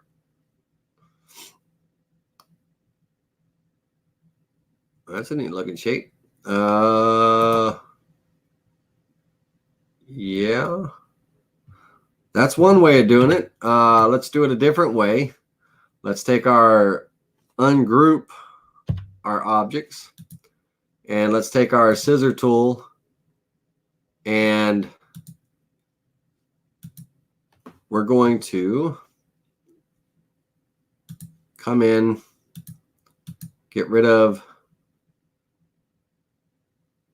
nope, hold on. I was about to tell you guys the wrong way to do that because it would have been terrible. We're going to take this boundary right here, and that's going to be our boundary. So we're going to take this object here and subtract it from this object. We're going to use the clear tool, the regular trim tool, not the scissors, and we're going to clear inside the boundary. So this is going to be the boundary here. So we're going to grab this, we're going to grab this, and we're going to clear inside the boundary. All right. And we're going to take this,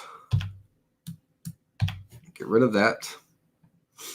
And this is not welded together. It was just cleared right here, because now I should be able to grab and everything that's touching this, all of those lines that got redrawn all the way around, everything that's touching, I should be able to take that object over here on the same side, this one as well, everything that's touching should be selected, and this object, and I need to ungroup that object first. Ungroup this, ungroup, because I don't need the middle one, just that one, and that one, and I should be able to weld those together into one to finish off my shape.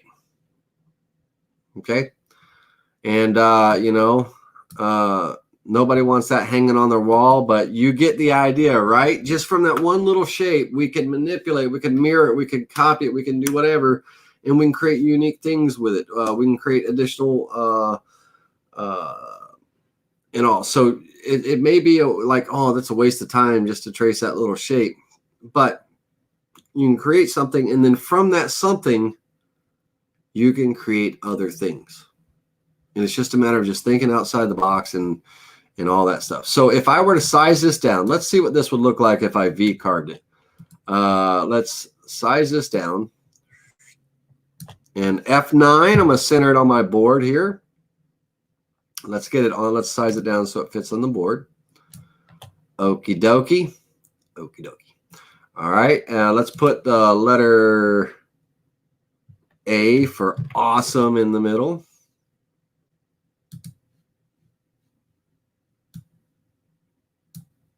Get that F9 to get that centered in there. And let's come in here and V-carve this. Flat depth, yes, I'll do a flat depth. Let's go 1/4 inch deep.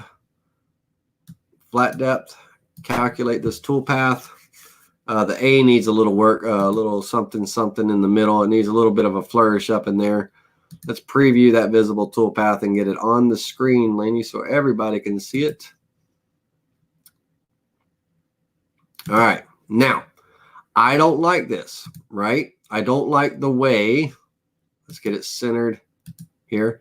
I don't like the way this carved, right? Okay, and so I want to reverse that. What am I going to do? I'm going to create an offset around my boundary, just that boundary line. So I'm going to offset this outward.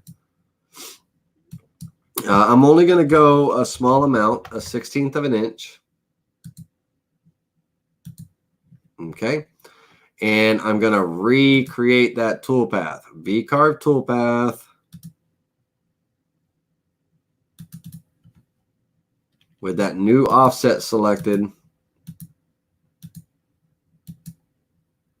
With the new offset selected. There we go. Let's get over here on the toolpath side. And calculate. On that one, I don't. Yeah, I'll do a flat depth with it. 1/4 inch flat depth. Reset the preview. Preview the visible toolpath. That should give me a raised A. And then kind of garden design. Again, I don't like that design, but you get the idea. Yeah, monogram letters, Mike Smith. So monogram. Now are you throwing out monogram as a Mike Smith, or as an idea type of thing, like adding that shape to adding that shape to, or some kind of curve or something, or monogramming letters and fonts and all, and giving them the little curly cues and things like that. Now you're going to see a whole bunch of me stepping back in time. You're going to see a bunch of flashing and everything until I get back to that original thing there. But yeah, Mike, and Camaro, I haven't forgot about you. Your question's next. Let's say that we're doing,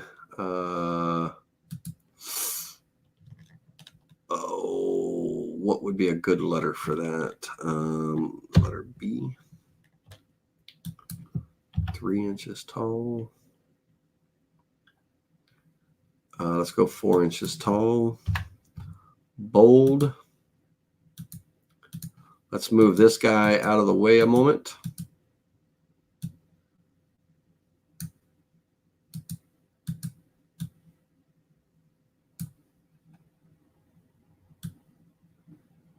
snap that to there. Oh,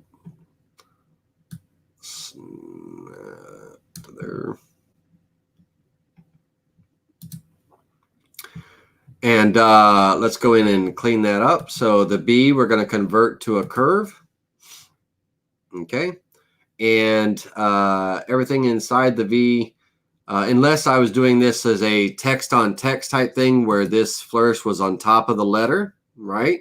I could do that. I wouldn't have to trim away really anything or the overlaps because it'd be like a text on text type of deal where I have a decorative design or, you know, what have you. But let's assume that this vine is wrapping around kind of behind the V or what have you, then we would trim this away. So on this, we would trim, connect that together. So it's kind of wrapping behind. Let's say that it's actually wrapping in front of the B here, right? It's wrapping in front of the V. So that would mean that line, and that line go away. And hold on a minute. Hold on. I know the answer to this. This will be wrapping over, so that would go away. So it's wrapping up and over. So that means that this would be hidden by that. If it's wrapping up and over, this would be hidden.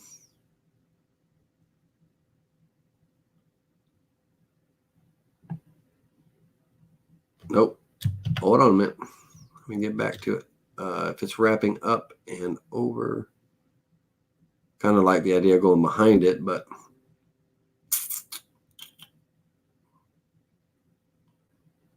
let me look at my vectors here for a minute. I know the answer. Don't tell me.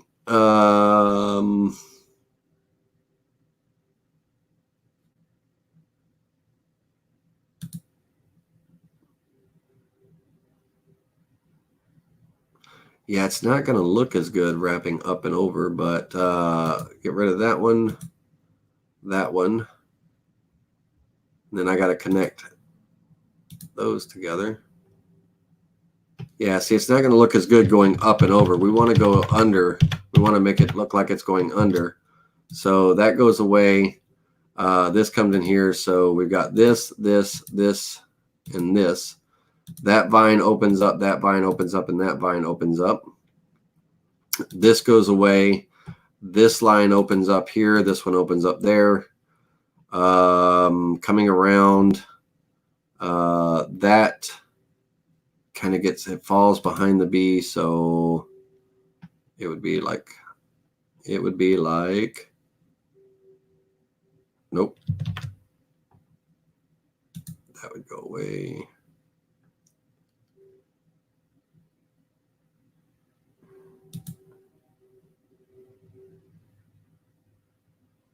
Hold on. About to mess myself up again. Let's see here. If it's wrapping underneath, let me get rid of these because it's throwing me off up there. Get rid of that. Tie that in together, tie that in together, tie that in together. Come down here, tie this, and that together. All right, so it's coming around underneath this and that get tied together. That, and I missed my line right there. That's what I did. I deleted the wrong line. So I need to put a line here real quick.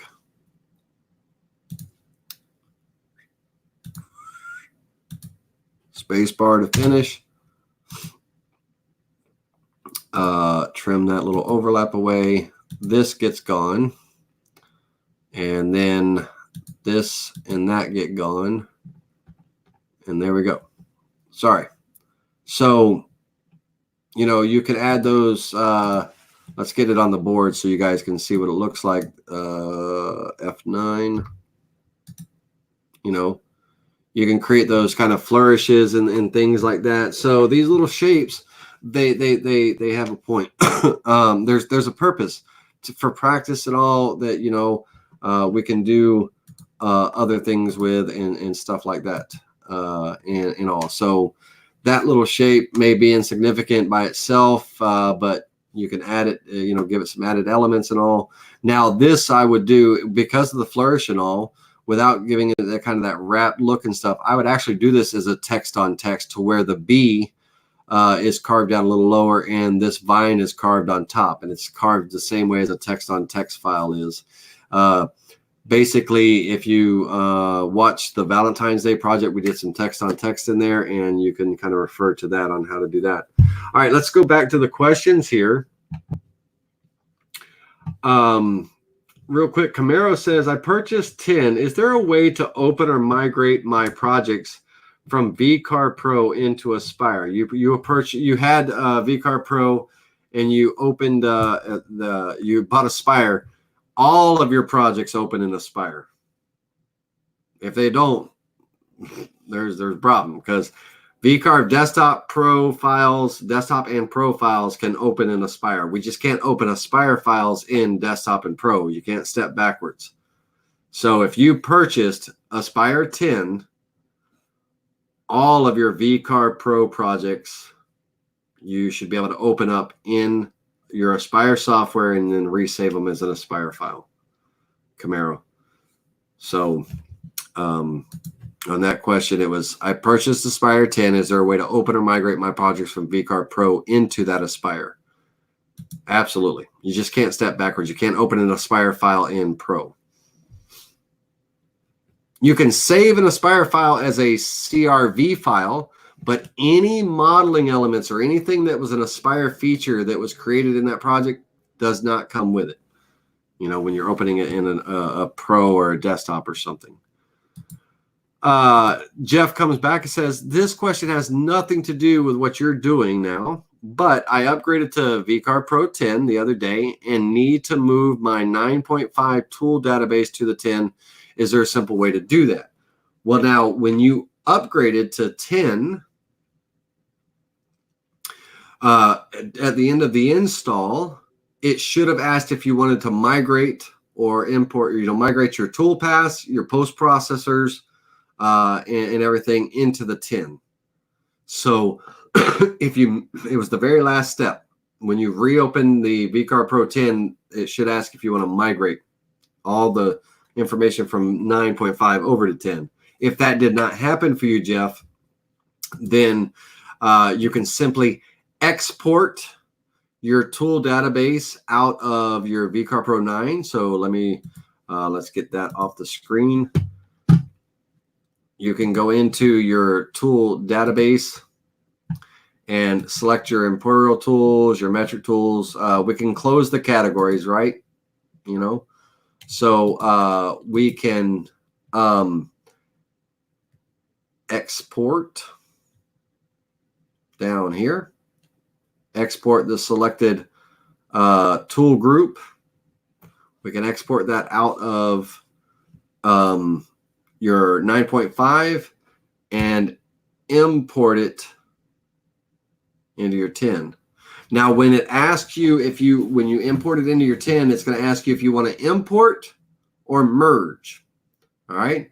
Merge is just going to take that tool database from 9.5 and blend it in with what's in 10. Import is going to basically import that, replacing, I think that's how it is. It replaces the files that are in there. Okay. Yeah, and also let me know, guys, in the chat, Camaro and Jeff, if that answered your questions. But yes, you should have, when you ran the install, at the end of that install, it should have asked if you wanted to merge or migrate your stuff over from 9.5. You would have clicked yes and migrate. And then when you restarted the program, it would have been in there. If you missed that step, then export your tool database from 9.5 and import it into your 10 tool database. William says, what is the way to resurface a project? All right, so basically a surfacing toolpath, William Wallace, a surfacing toolpath. I'm a big advocate of when you are surfacing a toolpath that you cut in with your surfacing bit, you cut in one direction, and it would be a conventional cut versus a climb and all. And so let's take this for the moment and drop this over here for a second. Let's imagine that I was surfacing the top of this board, whether it be my waste board or a project board, before I carve it and everything. I'm going to draw a line from here to here, space bar to finish that line off. And I want my bit, depending on the diameter of my bit and everything, my line, I'm going to have it extend my workpiece so my bit will clear the piece, on both sides. And then I'm going to take that line and I'm going to offset it all the way across my project board. Now, some people run pocket toolpaths and they raster back and forth, just create a square around it, do a pocket toolpath back and forth and everything. But you're climb conventional, and it could lead to chipping, burning, uneven cuts and things like that.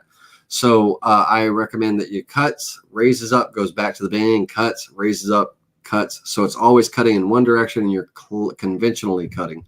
So I'm going to offset this. Let's say that my tool, let's say I'm using a 1 3/8 inch diameter tool. I'm going to divide that in by 3 because I want to step over 33.3%. That's going to be my offset. And I'm going, oops, wrong direction. I'm going to offset that all the way across my board. Okay. Now, I will take these and center them. Okay. And that would be good there. And then if we look at these in node editing, you'll see that the start points, one more time there, kiddo. Oh, hold on. One more time there, kiddo. All the start points are in one direction. So that means that that router bit is going to travel down, cut. It's going to raise up above the material, come back, come down and cut, raise up, go back, come down and cut, raise up, and it's all cutting in one direction. So this is going to be a profile toolpath. I'm going to take just a few thousandths off. Depends on how much material you need to remove. And we're going to use the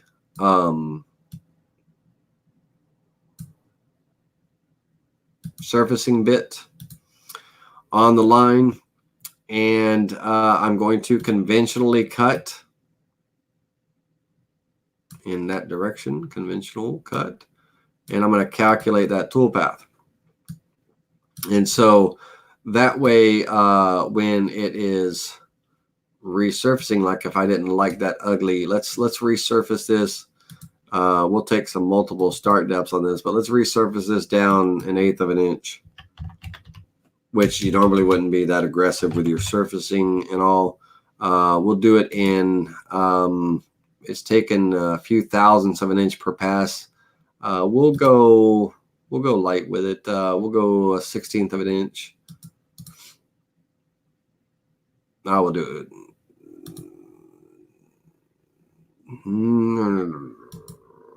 I'll do it 3 passes. I'm not aggressive.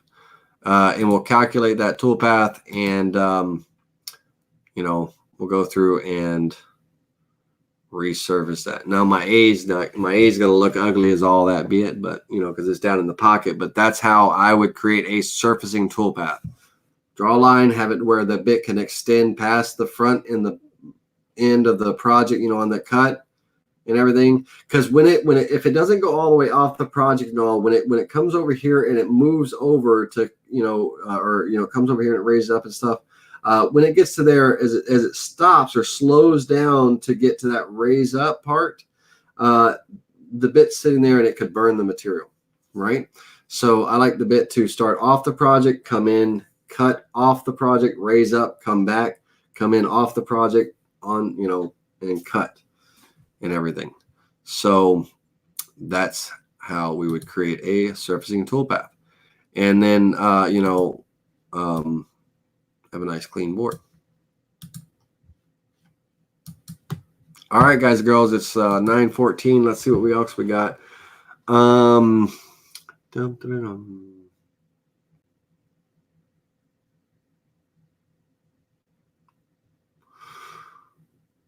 Let's see here. I purchased Aspire 10. Got that Camaro. Okay. Mike, Mike Smith, you had a question mark, monogram question mark. Is it you just saying like, you could use these ideas to create monograms? Yes. If that's what your question was and everything. Or were you saying, how would you create a monogram? Let me know. If it was that a question like, how do you create a monogram? Or were you saying, hey, this would be a good thing to do, like if you're doing monograms, making your own. Like Jeff says, what I created there with that bee reminds like of a family crest and stuff like that. Exactly. You're welcome, Camaro. All right. So Jeff says, my F9 key does not seem to center anything. All right, Jeff, yes or no? Are you on a laptop?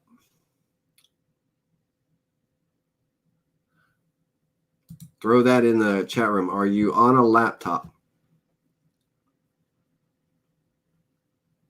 If you are, down in the bottom left corner of the laptop is the function key.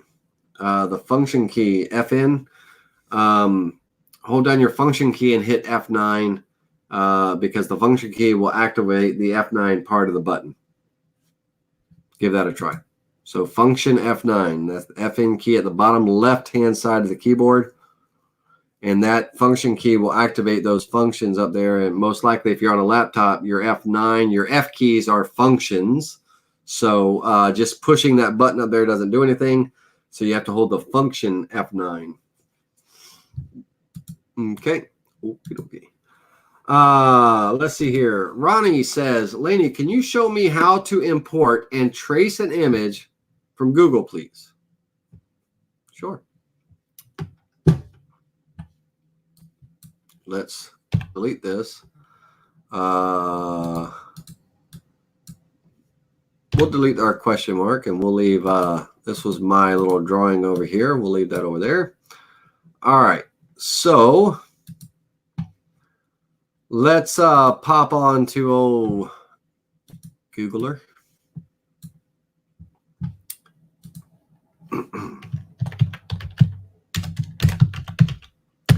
All right, first thing you want to do is keyword vector, right? Airplane vector, eagle vector, keyword vector. Okay, that will filter out all of the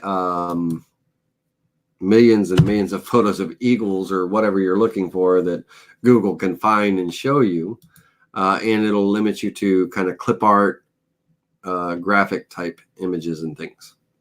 Okay, so when you're looking at clip art, and images and stuff, remember the black areas are the areas that are going to get carved away. The white areas would be the wood. Okay, the white areas would be the wood. So if I was doing an image like this over here, then I'm just going to have a cut, silhouette cut, V cut or whatever into my board that looks like that. You want something with some detail, right? Something with some detail. All right. So when you're searching images and things, you want to make sure that you have a high quality image to choose from, and you also want to make sure that you go through your proper channels and things. If you got to buy the image, and stuff. But I'm going to use the tools in Google to filter the size and only show me large images and everything. And I must have hit the word tribal because now it's only showing me tribal images. So let me hit the back button real quick. Yeah, I hit the tribal thing. Let's go back one. All right, so we're going to go tools. and hit the size large. That'll filter out all the images and show me, you know, only the large images and stuff that I can work with. And so if we single click on the image, once that image loads in its preview and stuff, and clears up and all, we can save the image as. Now, this is from 123rf.com. You can go there and download it, or you can come in. Just, you know, I'm not advising you one way or the other. I can use this image in this illustration instruction because I'm using it for teaching purposes under the Right to Use Act for instructing. So you want to be good about, you know, images and stuff when you're working with people. So I'm just going to call this Eagle. All right, in the VCarve software, I'm going to go up here to my file operations, this last file folder here. Let me make my screen bigger for you guys and all. So this last icon right here, I'm going to use that to import that image. I'm going to come down to that image, which is eluding me. Hold on a second, right there. Notice how it's got the pink box around it selected, right? I want to zoom selected, that magnifying glass with the pink lines around it. I want to zoom in. I want to get front and center on this, okay? My trace bitmap tool is over here. My trace bitmap tool is over here. And I want to go ahead and open that up. And I'm going to do a black and white trace on this. Turn the fading off so we can see the color, the full color here.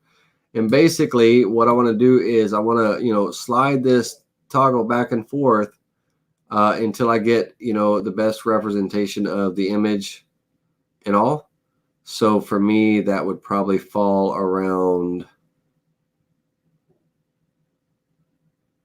60, 40. I want to be above 50, so probably around 52 right there. And I'm going to use the default corner fit. I'm going to turn my noise filter up to about 6 or 7. And I'm going to preview, and it's going to trace that image.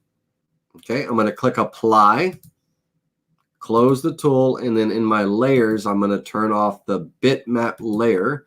So now I have the traced image that I can, you know, scale up to whatever size you want to do.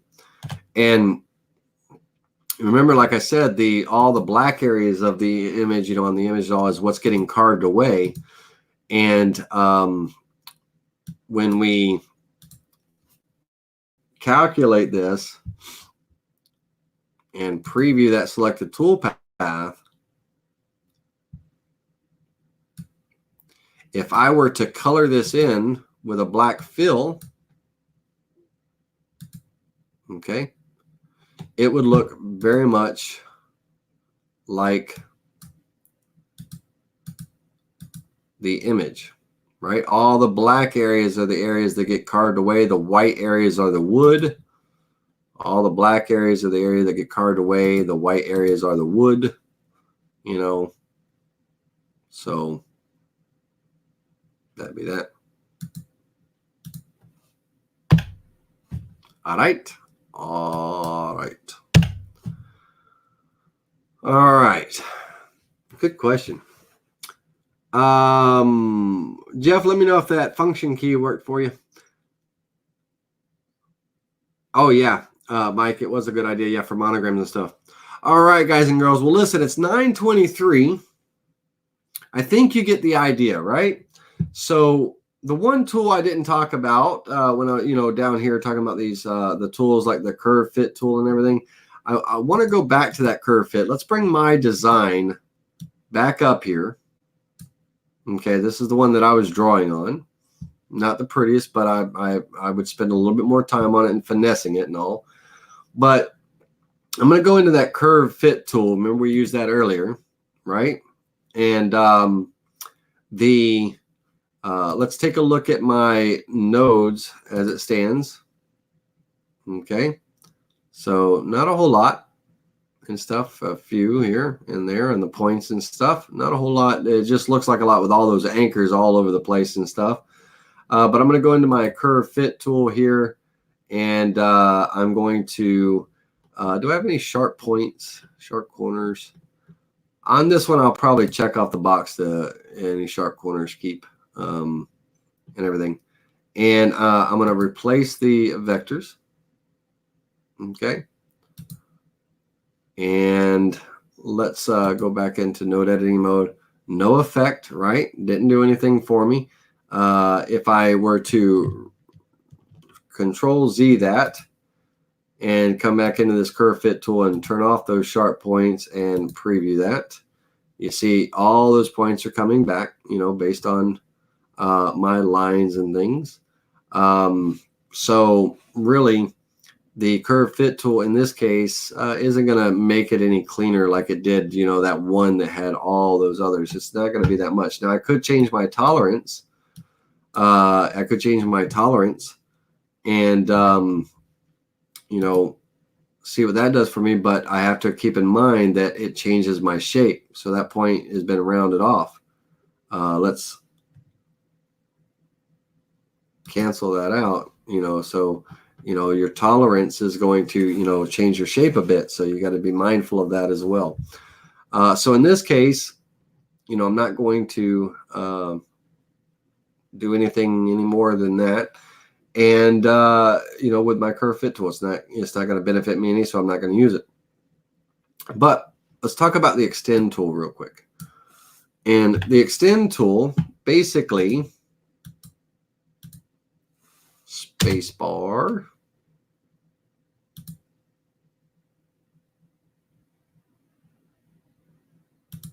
space bar, space bar. All right, so let's move this guy back a little bit. Let's move this guy back a little bit. Okay, and let's put a star here too, out there, right? And let's go into node editing, and let's cut the vector here, and let's just cut the vector there. All right, now let's not cut the vector there. Let's undo this. Let's go into node editing, and let's insert a point there where I was going to cut it. Insert a point,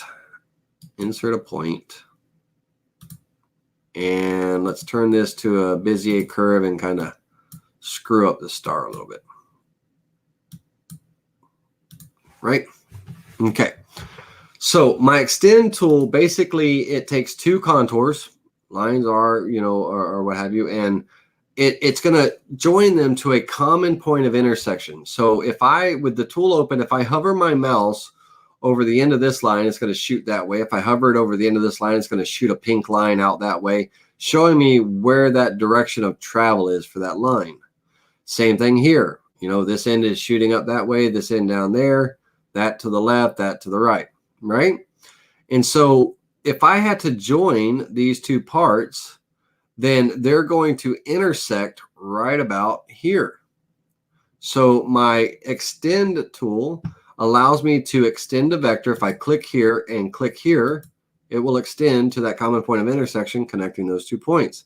If I click here and click here, it's going to extend to connecting me to those points. Let's say that I had an arc,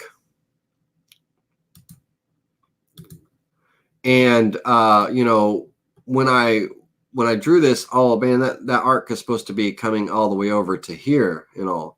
Well, I can use my extend tool, and I can click here to extend that line over. You know, it extends that vector and all. Now, let's say I trace an image, and the tracing came out, you know, funky and all that stuff. I can come into node editing.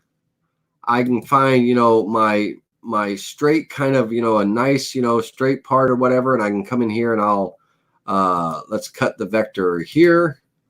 Let's kind of cut the vector right there. Let's delete this bad spot in here.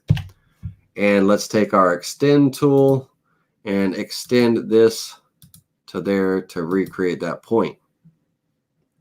Okay. And that extend tool, basically, let me undo that. This line with the extend tool, this line shooting up to this angle, this line shooting up to that angle, and they're going to intersect at a common point of intersection. And it basically, you know, along their tangents, if you will. And so, you know, it's going to, you know, extend that and clip it off where they intersect. All right. Now, just because I extended this to this object here does not always mean that it closes the vector. So I always, if I use the extend tool for whatever reason, I always come over here and look, and it's an open vector, right? Even though it looks like it's closed, all I did was extend this to here, but it did not close it up. It looks like it was closed, but it's actually open. So I need to come in here and join it to close it up. All right. That extend tool doesn't close the vector. Okay. Here, even though I extended the line around the corner to here and around the corner to here, it's still 3 separate vectors. They're not joined together. So we've got to join them together. The extend tool just extends the line out, you know, but it's not closing off or joining those vectors. Okay. All right. Jeff, glad to hear that worked with the function key. And no, I'm not coming to the Columbus Woodworking Show that I'm aware of. I'm going to Toronto this weekend. I leave in a couple of days for the Toronto Woodworking Show in Canada, and then I'll be in the New Jersey Woodworking Show. All right. All right. Okay, guys, let's go ahead and we're going to wrap this up. You guys kind of get the idea of, you know, take advantage of your tools, play around with them some, create some unique shapes or something, or find an image that inspires you that is simple to begin with or whatever. See if you can recreate it with your tools, not your trace tool, right? We can all recreate it with the trace tool, but see if you can recreate it.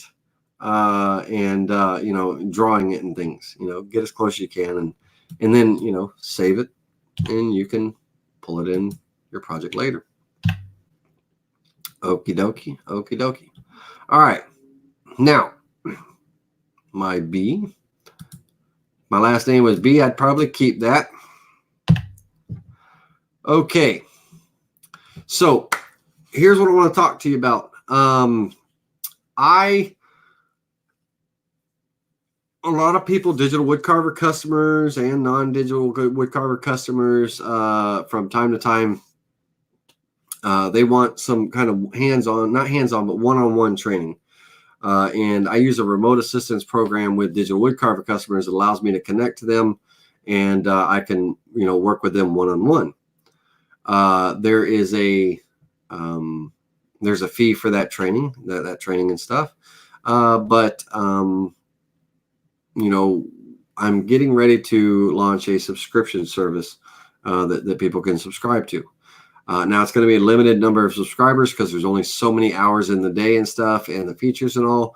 But one of the things that's prompted me to do that is to get spindletv.com up and running, right? And I finally got spindletv.com up and running. I got to work on my SSL certificates, so don't be buying nothing on there yet. I'm just giving a kind of a pre-announcement. See how it says not secure. I've got to secure it up for people that are visit. So I literally just made it live like an hour before I started the class with you all. Little preview video and some projects just talking about Spindle TV. Very simple in design. About trying to just give a little bit of a background on little old me and the classes and stuff. Training. Now, training, you'll see if you do go to spindletv.com, you'll see that the training packages, this package is under construction.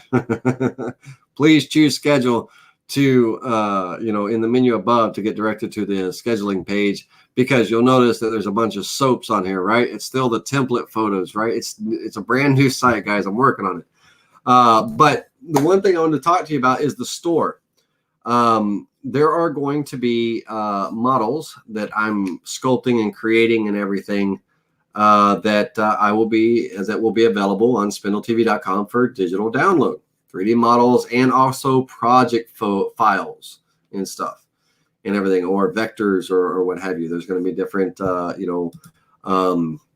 projects and things. And this particular project here, you can take a look. There's different some different images and views and stuff, but it's the only one I got on there. It's the only one I was able to finish up trying to get the site done and everything. But pretty soon this thing is going to be populated with all of my projects and stuff that are available for digital download. The American flags and everything I've created over the past is all.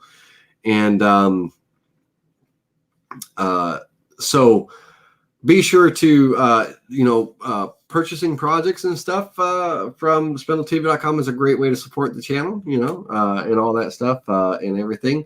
But I just want to let you know that spindletv.com, long overdue, is finally coming. I've still got to fill it up with articles and fun stuff and all. I'm not going to crowd it too much. But you can reach out and if you need to contact me, my email address, but you can reach out also. You can just shoot a little message through the site if you need to reach me on spindletv.com. Now, on the training schedule, what we've got is I do training for digital woodcarver owners, and I do Vectric training, VCarve Desktop Pro and Aspire for anybody, but mostly my audience is digital woodcarver customers. I work with digital woodcarver, I do the trainings. So all new digital woodcarver owners, when they buy a machine, they receive an orientation training, 2-hour orientation, one-on-one orientation training and stuff. And the existing users, they have they can get training for continued education, one-on-one training time. They can get hour sessions, 2-hour sessions, what have you. And then there's also going to be an option for subscribing for a reduced rate on the training, but also not only do you get the training, but you also get access to the project download gallery where you're going to receive 2 projects a month. So how the classes are, or how the training is set up, is basically they're scheduled in 1-hour blocks, and there's a 15-minute cushion before that each hour that's kind of blocked off as well. So if an individual wanted more than an hour session, one-on-one session, they would select their first hour time. They would click the option to add another time, and then they'd click the second hour. An example would be, let's say you want a 2-hour session starting at 9 a.m. Your first time you would choose on the calendar would be 9 a.m. on whatever day. Then you would click on the option to add another time. And since there's a 15-minute cushion above each hour and everything, your next time would be 10:15 that you would choose. And what that means is your training session will run from 9 to 11, 2 hours. Unless we take a 15-minute break in between there, then it'll run from 9 to 11:15. That cushion is there so that in between the hour, if it is longer hours and stuff, there's a 15-minute break in the middle for using the potty and all that stuff, right? All right. So, when you schedule your training, the training fee is due right when you schedule it. You pay in advance for that training. Okay. If you cancel your training appointment, something comes up or whatever, you'll get refunded for that on those individual training sessions. On the subscription, if you cancel, you have the opportunity to resubscribe or reschedule. Now, 1-hour training session, one-on-one is it's $45 an hour for non-subscribers. And what that gets them is it gets an hour with me on any topic or anything they want to train on. And the training and the conversation and everything is recorded. And that recording at the end of the training, that recording is emailed to you, that video and voice. So you hear yourself talking and myself talking, and you're notified right when I say, okay, we're going to get ready to begin your training. We're going to start recording now. And you'll hear that the recording is starting, and we're going to record both our voices and the screen, so that way when you're listening to it and you're watching it back and all that video that gets emailed to you, it's your video. When it gets emailed to you, when you're watching it, you're not hearing a one-sided conversation where you hear me going, yeah, so you're going to do that. Correct. Okay, that sounds good. You know, that kind of thing, right? It records your voice too, so it's a full conversation. So when you're asking questions and I give the answers, when you're watching the video back, you'll be able to hear your questions that you asked and the answer that I gave to that question, right? It's not a one-sided conversation. So you'll get that hour training and that recorded video session. Now you have the choice whether you want the session recorded or not. You don't have to, but that option is there. Okay. Right now, the subscription packages are not finalized. So don't anybody go subscribing right now and everything until I get the site secure. Don't do anything on here until I get the site secure over the next day or two. I got to work on my SSL certificate and all that stuff, get everything nice and tight for everybody. But we have a $10 a month subscription. And this is that discounted subscription, basically for $10 a month, paid on a monthly basis. It's a reoccurring bill, so your credit card will be charged reoccurringly. That gives you 1 hour of training per month, and you have access to download 2 projects from the project library each month. So you get 2 free projects each month and 1 hour of training a month. So you're saving about $35 plus whatever it would cost you to buy the models and stuff like that as a subscriber. And it's a reoccurring monthly subscription. We have an annual subscription, or I have an annual subscription where it's $110 for the year. You basically get 12 months for the price of 11.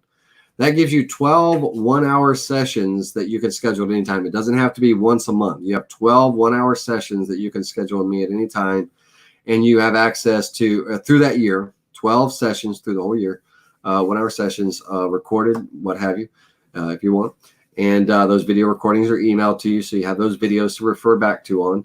And then 24 free project downloads from Spindle TV, two projects a month, because I'm not going to be able to create them that fast. So 2 projects a month and everything. Now, if you don't use your 12-hour training sessions during your billing cycle, they don't roll over to the next year. Okay, they don't accumulate. If you don't use your hour training session in the month, it doesn't roll over to the next month, you know.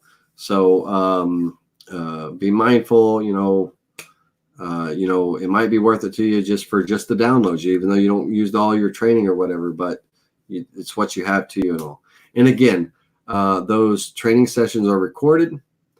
The recorded video, the MP4 video, is emailed to you. That you can have for your own previewing, reviewing, going back and referring to and stuff like that during those training sessions, those one-on-one training sessions.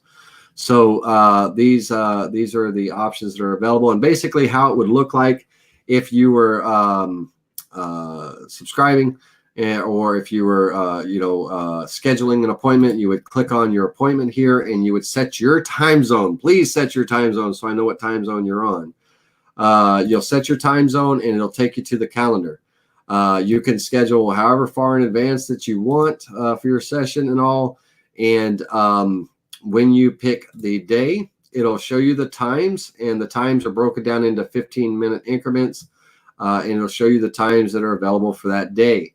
If there's time blocks missing in that day, that's because they're already used up, and somebody else has got that session. So you would pick, the next available time. But let's say that I wanted a 2-hour session instead of a 1-hour session. If I wanted a 1-hour session, I would just select that and click continue and move on to filling out my form, right?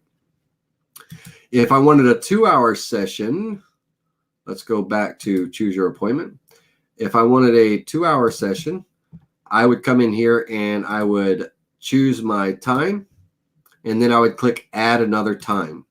So it'll add that one, 8 a.m. And then I would come in, hopefully the same day, guys, because it's a 2-hour session. I would come in, and my first time was 8 a.m. So your second time, we would work from 8 to 9. Oops. You would see that your 8 a.m. is already taken. So the only available next time is 9:15, right? Because there's that 15-minute cushion. So you would choose that, and then you would click continue. So your scheduled time would be, you know, the 10th from 8 a.m. To 9, and then from 9:15 to 10. Okay, so you get your 2 hours, or 10:15 if we take that 15-minute break in between. It's 2 hours, or 2 hours and 15 minutes, however you look at it. If we take that break in between. Fill out your information, and then on your training appointment, you're going to tell me what software you have, Desktop Pro or Aspire.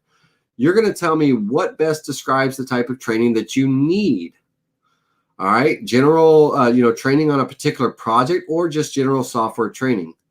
If it's a particular project, if you have an example photo or drawing or something, send me that, put that in there so I can see it, so I can make the best of, make the best of our training and be kind of prepared for you, for our time. Send me that file. If it's general software training, what topic would you like to cover? We've got drawing vectors, toolpathing, image tracing, 3D modeling, Aspire only, because when you're modeling, working with 3D models, all the software, tool database, two-sided jobs, rotary projects. What I want to review is not listed above. You can check off multiple things, whatever you want to cover in that training session. You know what I mean? Okay. And then you would either pay now with your debit or credit card, or if you have a PayPal account or what have you, you can pay with PayPal. All right. So that is going to be available coming up. You can at the end of your checkout, it'll ask if you want to create an account. You don't have to. If you wanted to, you can create an account so you can log in for faster, rescheduling of future appointments, reoccurring appointments, things like that and stuff. All right.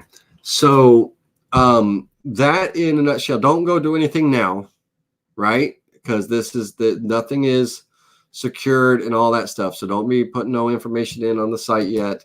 I've got, when I hang up with you guys from this class tonight, I'm going to go back and finish it, and I'll knock that out. So it should be live in the next day or two, ready to go. Hopefully, I'm trying to get it done before I go to Toronto, Canada. Now, dates are that are not available, that I'm not available, that are blacked out. There, you won't see those dates on the calendar. You're only going to see the dates that are available for trainings and stuff like that. And so there's going to be that opportunity for if you're wanting a little bit more in-depth, hands-on, one-on-one training, okay, and stuff and everything. Usually my site looks much better, but I've got it blown up in this big 19 or 1280 by 720 or something just talks about our classes each week where people can check us out online. And I'm hoping to create another page that might be a streaming page where when I'm streaming live, not only is it streaming on YouTube, but it's also streaming through Spindle TV or something. But I'm most excited about the store. The projects that I design and make and things, I'm most excited about getting those up and offering them to you, like my flags and wavy flags and all that stuff, and the models that I have and all. So I just got a new program, ZBrush. If any of you are familiar with 3D modeling program, ZBrush, it's a wonderful sculpting program. I'm still new at it. I use Aspire for all my sculpting for most of it, but ZBrush has really opened the doors. So there's going to be, this project gallery is going to start filling up, and keep an eye out. You might see something you like, but it's not just going to be models. Okay. I'm not going to be a designandmake.com, right? It's not going to be just models. There's going to be project files too. Some cool project files could be, crafty, it could be furniture, it could be something, you know, and if it applies to you and you like it, you know, and the price is right, go for it. All right. So that is my little announcement.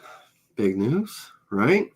Digital woodcarver customers, if I have any in the group, let me come back to this. By the way, digital woodcarver customers, if I have any in the group, you can access the scheduling page through Spindle TV, just like you saw, but you can also access it through digitalwoodcarver.com's website. When you go to digitalwoodcarver.com, go to Inspiration and Learning, click on Training. And underneath the training overview, look at that, looks familiar, doesn't it, right? There's some videos here on just some simple training videos and stuff, you know, about your machine and all, but you'll have access to schedule your training through there as well, okay? And it's the same thing as I just walked you through on spindletv.com. So either way, they're both active. Now, digitalwoodcarver.com, that training page and all, that is secure. That is... if you wanted to start scheduling or whatever, or subscribe or whatever, you could do it through digitalwoodcarver.com. Just don't do it through spindletv.com right now, because the security certificate on Spindle TV is not up and running. And Jeff, the question is this going to be for digital woodcarver customers? No, I have more than digital woodcarver customers watching me on Spindle TV. I'm announcing it to the public, so it's open to the public. And William, yeah, if you scheduled your appointment, you would schedule through that all the way through the pay, you know, the checkout, you know, and everything. It'll walk right through the checkout and everything. It's hosted on a website, but the money comes straight to me. Okay. On digitalwoodcarver.com. Now, how do you communicate with your students? I use TeamViewer. So what happens is when you get your confirmation email, hey, you've scheduled this appointment, that confirmation email comes, and right there in the email, it'll say, if this is our first time working together, click this link to download TeamViewer 11, and it'll walk you through the steps to download TeamViewer 11. And that's going to be the remote assistant software that we use when we connect. And you would keep TeamViewer 11. It's a very secure connection. You would keep that for our future trainings. If you have future trainings with me and stuff, you wouldn't update. You stay on version 11 so we could connect and all. But you get that link, Grant. Grant asked how they would communicate. You get that link to download and install the TeamViewer 11 in your confirmation email, with the instructions on installing it and stuff. And then when we call, you'd have your TeamViewer open. We would connect, and then I would tell you, hey, we're getting ready to get started. You ready? You're going to say yes. I'm going to say, okay, we're going to start recording. If you say, hey, I don't want this, I don't need it recorded, I don't need a video, then we won't record it. If you say, hey, that would be great, man, yeah, definitely record it so I can refer back to it, because I'm not going to remember everything you told me in this hour, then it's going to be recorded. And at the end of that hour session, you're going to get an email with that video. And the video is not hosted on the website. It's not, you know, live. That's your video. That's our training session. That's for you only. So it gets emailed to you. All right. All righty. What do you think? Huh? Not bad, huh? So I've been working the last couple of days trying to get it's in Spindle TV's bare bones right now. Right, there's not a whole lot to it. You know, pretty soon I want to populate it with articles, pages of articles, and you know, all kinds of different things. When I finish this page, all the packages will be here, the training packages, and the information about those packages will be laid out and stuff. But they're laid out in the scheduling page, and they're laid out in the scheduling page, and here the information. But I don't like you don't see anywhere in here about the session is recorded for your, you know, for you to review. There's none of that information in there telling you that stuff. That's me telling you right now. So I'm gonna when I finish the actual training page and it talks about the package, you'll see what you know, what all you get. And you don't have to subscribe. If you would just want an hour with me, it's $45 an hour. If you want to subscribe, then you save a little bit of money each month, and it's $10 a month or $110 a year. Okie dokie. And that's just a way to kind of help you, help me, help you. It's training. You get some good one-on-one time with me, and it helps me keep all this stuff going. All right. So again, strongly advised, do not go to Spindle TV and subscribe or any of that stuff now. It's not secure. And I'm telling you that right now, it's not secure. So if you look here, it'll say, it's not secure. I have not installed the SSL certificate. I literally just published this site. It's raw. I'm working on it throughout the night and the day. I'll have it all secure, tight and right and everything, so you're protected, your information protected, and all that stuff. Your credit card transactions, by the way, are handled through PayPal and Stripe, depending on which way you check out. Those are secure sites and everything. You've got PayPal's protection, you got Stripe's protection, all that stuff. But don't do it through my site yet. Nothing's like putting in your email address and name and all that stuff. It's not secure until I get that certificate put up and installed and everything. And you'll see it say secure. There'll be a nice little lock on there when you go to the website and everything, letting you know that you're safe. But right now, digitalwoodcarver.com, that site is safe. And Digital Woodcarver customers, or really anybody, but Digital Woodcarver customers can go there, and if they wanted to start schedule the training. Now, subscriptions. It's only so many hours in the day. And there's only so many hours in the month. I can handle up to, if everybody is scheduled every day except for the days that I'm off and all, 400 hours with me a month, I can handle that. So the subscriptions may be limited to like 400 people or something like that. So just keep that in mind. And as I grow, so will other people with me, right? And we'll have other trainers down the road and stuff like that. And subscription can grow, and Spindle TV will blossom into what it is, even bigger.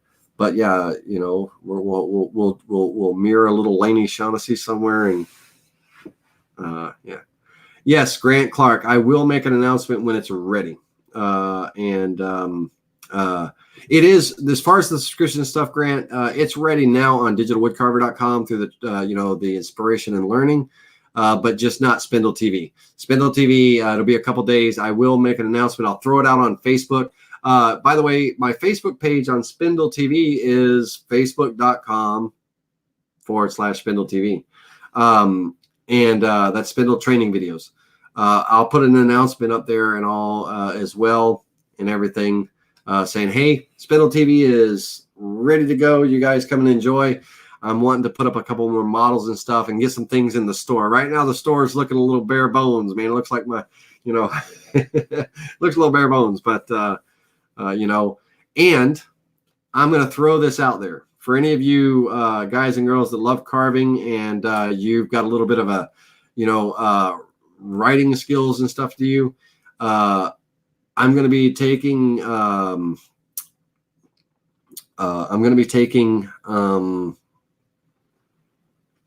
it's something editors, hold on, contributing editors, articles. Like if somebody does a project and they wanted to take photos of that project, and they, kind of start to finish, and wanted to write up a little, story about it or something or whatever, the blog page of this is going to have those type of articles in there. And anybody's welcome to submit an article.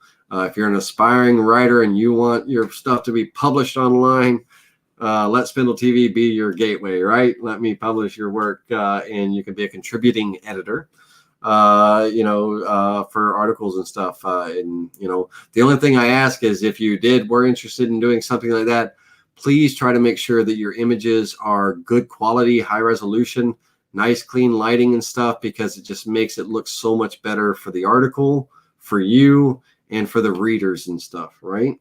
So simple things like that. I do all the, spell check and all that stuff, and I make sure that everything, sounds right and all. But the pictures, I can't come to your house to photograph and all. So keep that in mind. Anyway, somebody, Tippy, asked a very important question. Hey, with all these subscriptions and stuff, will the weekly group lessons still happen? Absolutely. Every Tuesday night from 7 to 9 p.m., the free class is still the free class, right? This what we're doing here, these lessons every week are still going to continue. They don't end and everything. And look at that smile. Oh, Tippy, he's a happy-go-lucky guy. Yes, the weekly classes do not change. We're still doing Spindle TV, live streaming. You guys can come in and all that. There's no fee, none of that stuff. That's all free, just like it's been. That hasn't changed. This is just a little additional thing that I'm offering. Okie dokie. All right, guys. We'll have everything tight and right and all locked down and professional and all that stuff for you. And I hope I make some projects that y'all would like to get your hands on and stuff. I'll do my best to make some nice, cool ones that I think people would like and all, and see what comes of it. All right. All that being said, it's 10 o'clock. All right, everybody. Until next time. Going once, going twice. The next 5 minutes, 3 minutes. Any more questions? Because we're going to say good night.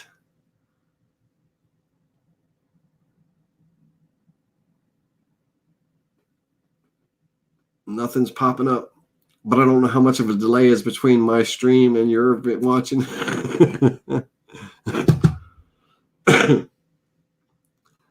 All right. So, Ronnie, yes, I agree completely. This will be a big help. I agree. That's what I'm going to be here for.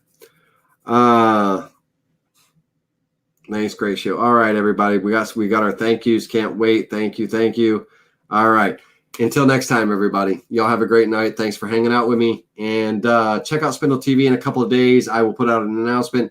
Hopefully, it's going to be boring, right? There's only like a few pages right now. But over the weeks and months, it's going to grow and grow and grow. And hopefully, I can get some nice articles, step-by-steps going. We're going to be out in the shop some. There's going to be some how-tos in there. Nice, short, not live how-to videos and stuff. So definitely keep an eye on spindletv.com. And let me know if you need any one-on-one training or anything. Till next time, guys. Have a great night.